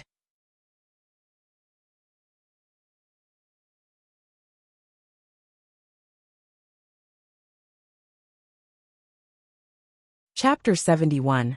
Muyan Jianchen let loose a gentle smile as he cupped his hands in greeting. It seems brother has seen many suns while traveling the Tianyuan continent. The mercenary returned his smile. It wasn't all that long, just a few years, that's all. Compared to those that have left their homes to travel for 10 to 100 years, I am still green. This brother here doesn't know what to call you. Jianshan said. My name is Mu Yun, what's your name? The mercenary spoke with great enthusiasm. I'm called Jianshan. Jianshan replied.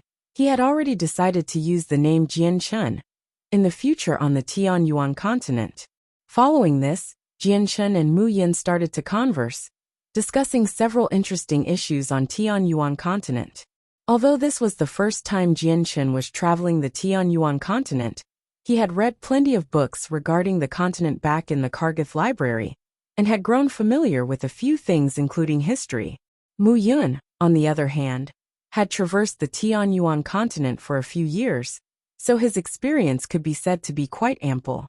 The two had actually complemented each other nicely, and so as they enthusiastically talked to each other, they unconsciously formed a close bond with each other. As the caravan got closer to the gates of the border fort, Jianshan noticed a portrait tacked to the side of one of the gates. On the portrait, the name Changyangxiang Tian was inscribed on it with a generous reward printed below it.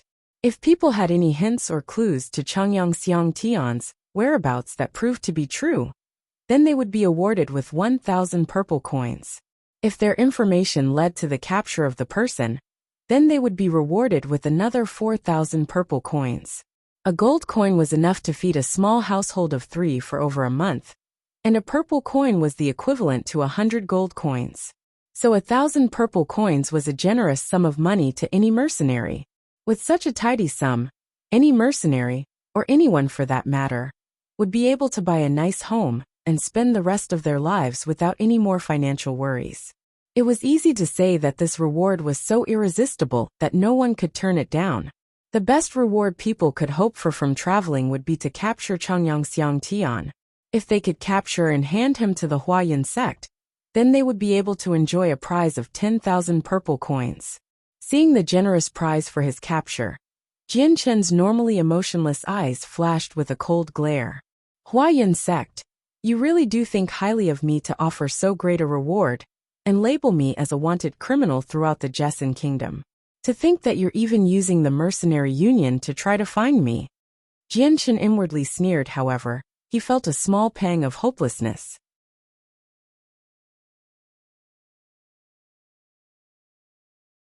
On the Tianyuan continent, strength determined everything, and his own strength was currently insufficient. Because of the Huayan sect, he had to forsake his name, his image, his home and his kingdom. In regards with such a predicament, not only was he unable to do anything, but even one of the 4 major clans in Lore City, his Changyang clan, was powerless to stop the Huayan sect. Jianshan sighed. At that moment, he could not help but recall the image of his mother's sorrowfully crying face when he left. After thinking back to that, Jianshan's eyes softened momentarily before rapidly becoming firm. After that moment, he had promised himself that he would dedicate himself to cultivation and improving his strength. Otherwise, under the great power of the Huayan sect, he would never be able to return to the Jessan kingdom and see his mother again. More importantly, he would never be able to feel motherly love ever again. The previous Jianshan was an orphan and had never known what maternal love was. The heavens had not only granted him a new shot at life, but also a blessed family life. Jianshan had treasured the feelings he felt from his relationship with his mother. Even those who were born into a happy family wouldn't be able to experience what Jianshan had felt. As someone who lived an entire life in isolation, he had always desired family. But because he had always been in solitude, his heart had only known what it felt like to be alone. Next to the empty gates, roughly 200 soldiers stood by and stared down every single person that entered and exited the city. Whenever someone had an unclear face, they would be stopped by the soldiers and be compared with the portrait before finally being allowed to continue. Although the soldiers had blocked many strong mercenaries, none were in a hurry. This was because outside of Jessan Kingdom's boundary, the fort had over 10,000 soldiers and didn't lack in experts at all. So if a battle broke out, it would be obvious who would be the loser. The doors to the fort were gigantic. Even if 5 caravans were to enter side by side, they would not block the road at all. As Jianshan and his caravan slowly walked forward, Another smaller caravan sped up from behind. As they saw the gates of the fort approach, they started to speak. Who exactly is this guy in the portrait? And how is it that he's being chased by everyone? I didn't think that even Jessin Kingdom's border forts would have this portrait tacked up as well. It looks like this guy broke countless laws. I've already been to 3 cities and saw this portrait posted everywhere. Even the mercenary union has put out a warrant for his arrest. That's right, this guy is definitely someone who broke a few major laws or annoyed someone of great influence. Right now, the mercenary union has already given him an A-ranked bounty with no restriction to the rank required to take it. So even a D-ranked mercenary could cash in on this bounty. Exactly, the commission for this is extremely high. As long as we have information on his location, that's already 1,000 purple coins. And if they capture him with this information, then that's another 4,000 purple coins. A few thousand is nothing. If we personally capture and bring him to the Huayin sect, that's 10,000 purple coins. 10,000 coins, the thought is terrifying. I wouldn't be able to spend 10,000 purple coins in a single lifetime. Hearing the merchants talk about the portrait, Mu Yin turned to Jianshan and laughed. I don't know what type of crime this Changyang Xiang Tian committed in order to have the Huayin sect spend so much money to go after him. But it can't possibly be a justifiable sentence, since the portrait there says he is only at the level of a primary saint. How strange. How could a primary saint garner so much hate from the Huayin sect? Could it be that this Changyang Xiang Tian got caught peeking at the Huayin sect's daughter while she took a bath? Hearing Mu Yin talk, Jianshan could only laugh. He helplessly looked at Mu Yuan. Brother Mu Yin, I have lived in the Jessin Kingdom for over a dozen years and more, and heard much about the Huayin sect. However, I have only heard about the sect leader having a son, not a daughter. So sneakily watching his daughter take a bath doesn't seem to be possible. Mu Yin threw a dirty look at Jianshan. What do you know? Who says the Huayin sect leader has no daughter? This can't possibly be confirmed. Maybe she's hidden from the rest of the world. Jianshan helplessly shook his head, deciding in his heart to no longer argue with Mu Yin about whether the Huayin sect leader really had a daughter or not. The caravan didn't run into any obstructions at the fort, and Jianshan's appearance easily passed through without trouble. No one could tell his looks were fake since Jianshan was an expert of disguise, so even though he had only used a few common herbs, his disguise was flawless. Moreover, this disguise technique was something that was passed down to Jianshan as he wandered about in his previous world. It looked simple, but was actually quite profound, and couldn't be learnt easily. In this world, this type of method was not yet invented, so it was natural no one would think twice about it. As long as his face didn't tear up, then no one would be able to find out. After passing through the border fort, they were greeted with plains that stretched farther than the eye could see. There were very few people, and the road only had a few caravans on it. This was the road that was not under any control from the kingdoms, and was just an unregulated chaotic piece of land. Robbers and bandits roamed around these parts, so caravans generally grouped together with others and hired strong mercenaries to protect them.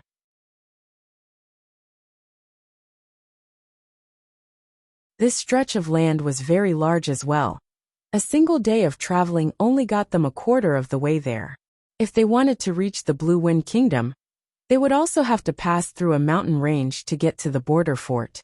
With the speed the caravans were going, if they wanted to reach the fort, they would need at least 10 days. Even if the road was flat, they wouldn't be able to go any faster, since the caravans were burdened with large carts of goods. As the day grew dark, the caravan stopped to set up for the night. The mercenaries set up camp around the caravans, while the caravan drivers unloaded fodder for the horses to eat. A plume of smoke billowed up from the camps as a few of the mercenaries sat down to roast some magical beast meat, or some pre-made food for them to eat. However, not all of them sat together. A few of the mercenaries stood off by the side and began to eat their own rations. Jianshan took out a tent from his space belt and then looked for a dry and flat piece of land to set it up. Since he wasn't a part of any mercenary group, he was not able to use the provisions provided for those that were hired. Jian Shun had to take responsibility for anything he used, without any assistance from the caravans. Right as Jian Shun finished pitching his tent, Mu Yin suddenly walked up to Jian Shun and said, Jian Shun, it seems like you only joined this caravan halfway through. Where do you plan to go? Jian Shun nodded and said, I want to go to the Blue Wind Kingdom. What about you, brother Mu Yin? Mu Yin laughed and said, I wish to go the Cage Kingdom, which means I'll have to pass through the Blue Wind Kingdom. As he spoke, his hand also withdrew a tent from his space belt, and he began to set it up not too far away from Jian Shun's tent.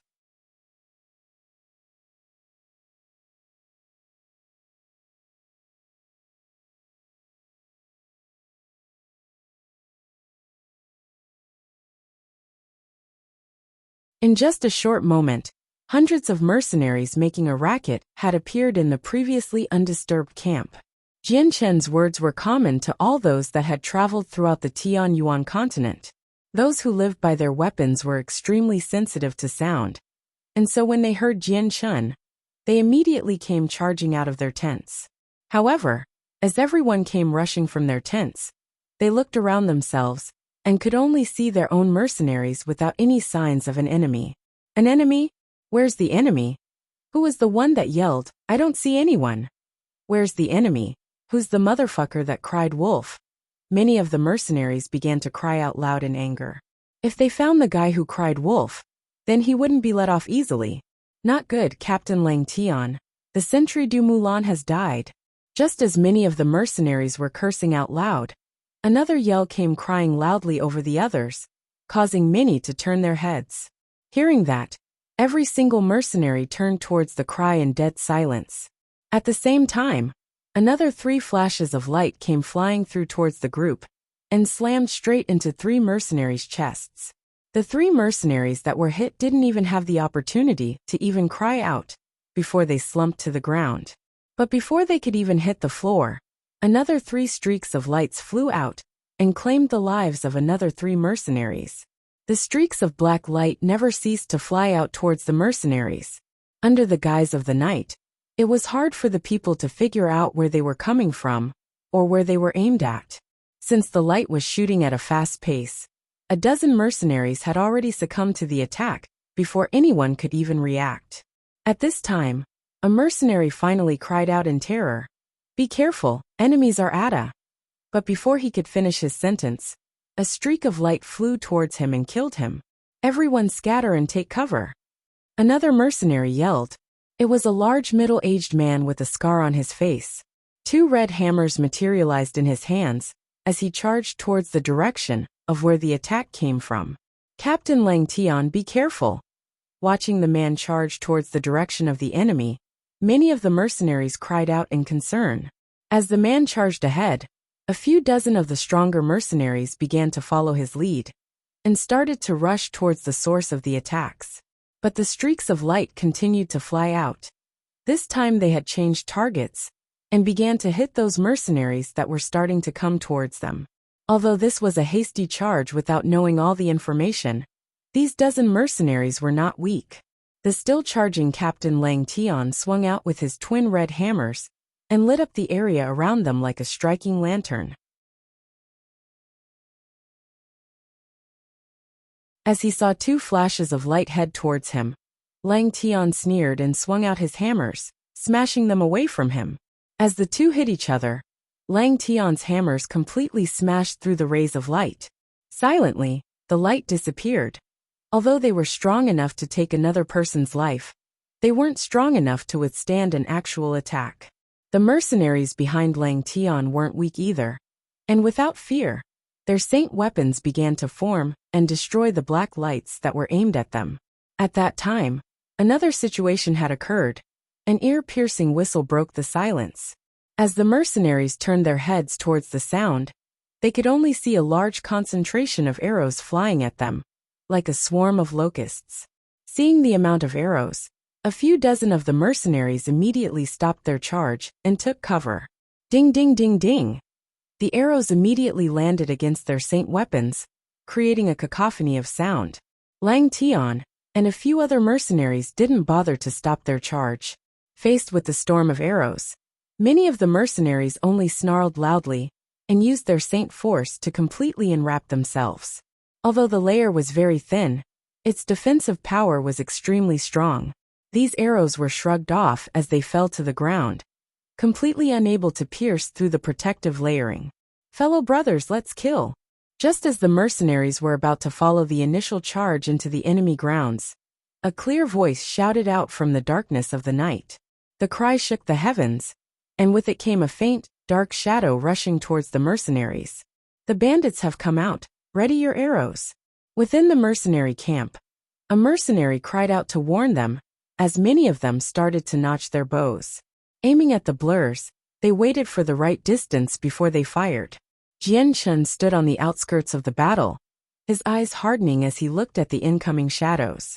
Although they were still relatively far from the campsite, and the night had rendered visibility to almost zero, Jian Chun could count out a few hundred shadows. This number wasn't any lower than the mercenaries' own number.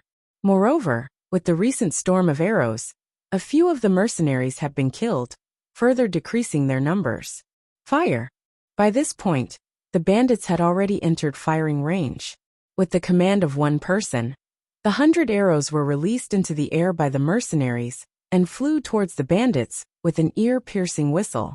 Amongst the bandits were a few strong ones, but the majority of them were fairly weak, and so a few dozen of them fell victim to the storm of arrows.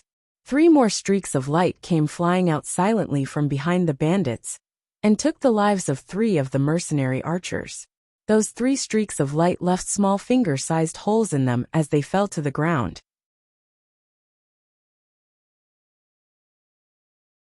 The frequency of the streaks of light was high, and always came in groups of 3. In a short while a total of 9 archers fell dead. Seeing the wounds on the mercenaries' corpses, a middle-aged man called out, "Everyone be careful, there's a dark attribute saint amongst the bandits." As he spoke, another 3 rays of light came flying out towards the man that had just spoke. The middle-aged man was by no means weak. His face hardened as a shiny axe appeared in his right hand, which he then used to chop the streaks of black light. Bang! The streak of black light clashed with the middle-aged man's axe, causing a giant explosion of sound before they disappeared. The man shook slightly as his face hardened. Damn it, the enemies have 3 dark attributed saints who are specialized archers. In this area, only the boundless bandits have this type of power. Vice Captain Liu, what are you saying? Could it be these are the boundless bandits? Good heavens, these are the boundless bandits. What a disaster. To think we came across the boundless bandits. That you're tuning in to the Li Mei's Wuxia Whispers YouTube channel. We're so grateful for your support. And don't forget to subscribe to join us on this incredible journey through captivating stories. Your generosity through donations truly makes a world of difference, as it's the primary source of revenue that allows me to expand and enhance this channel for you. Thank you from the bottom of my heart for being a part of this adventure.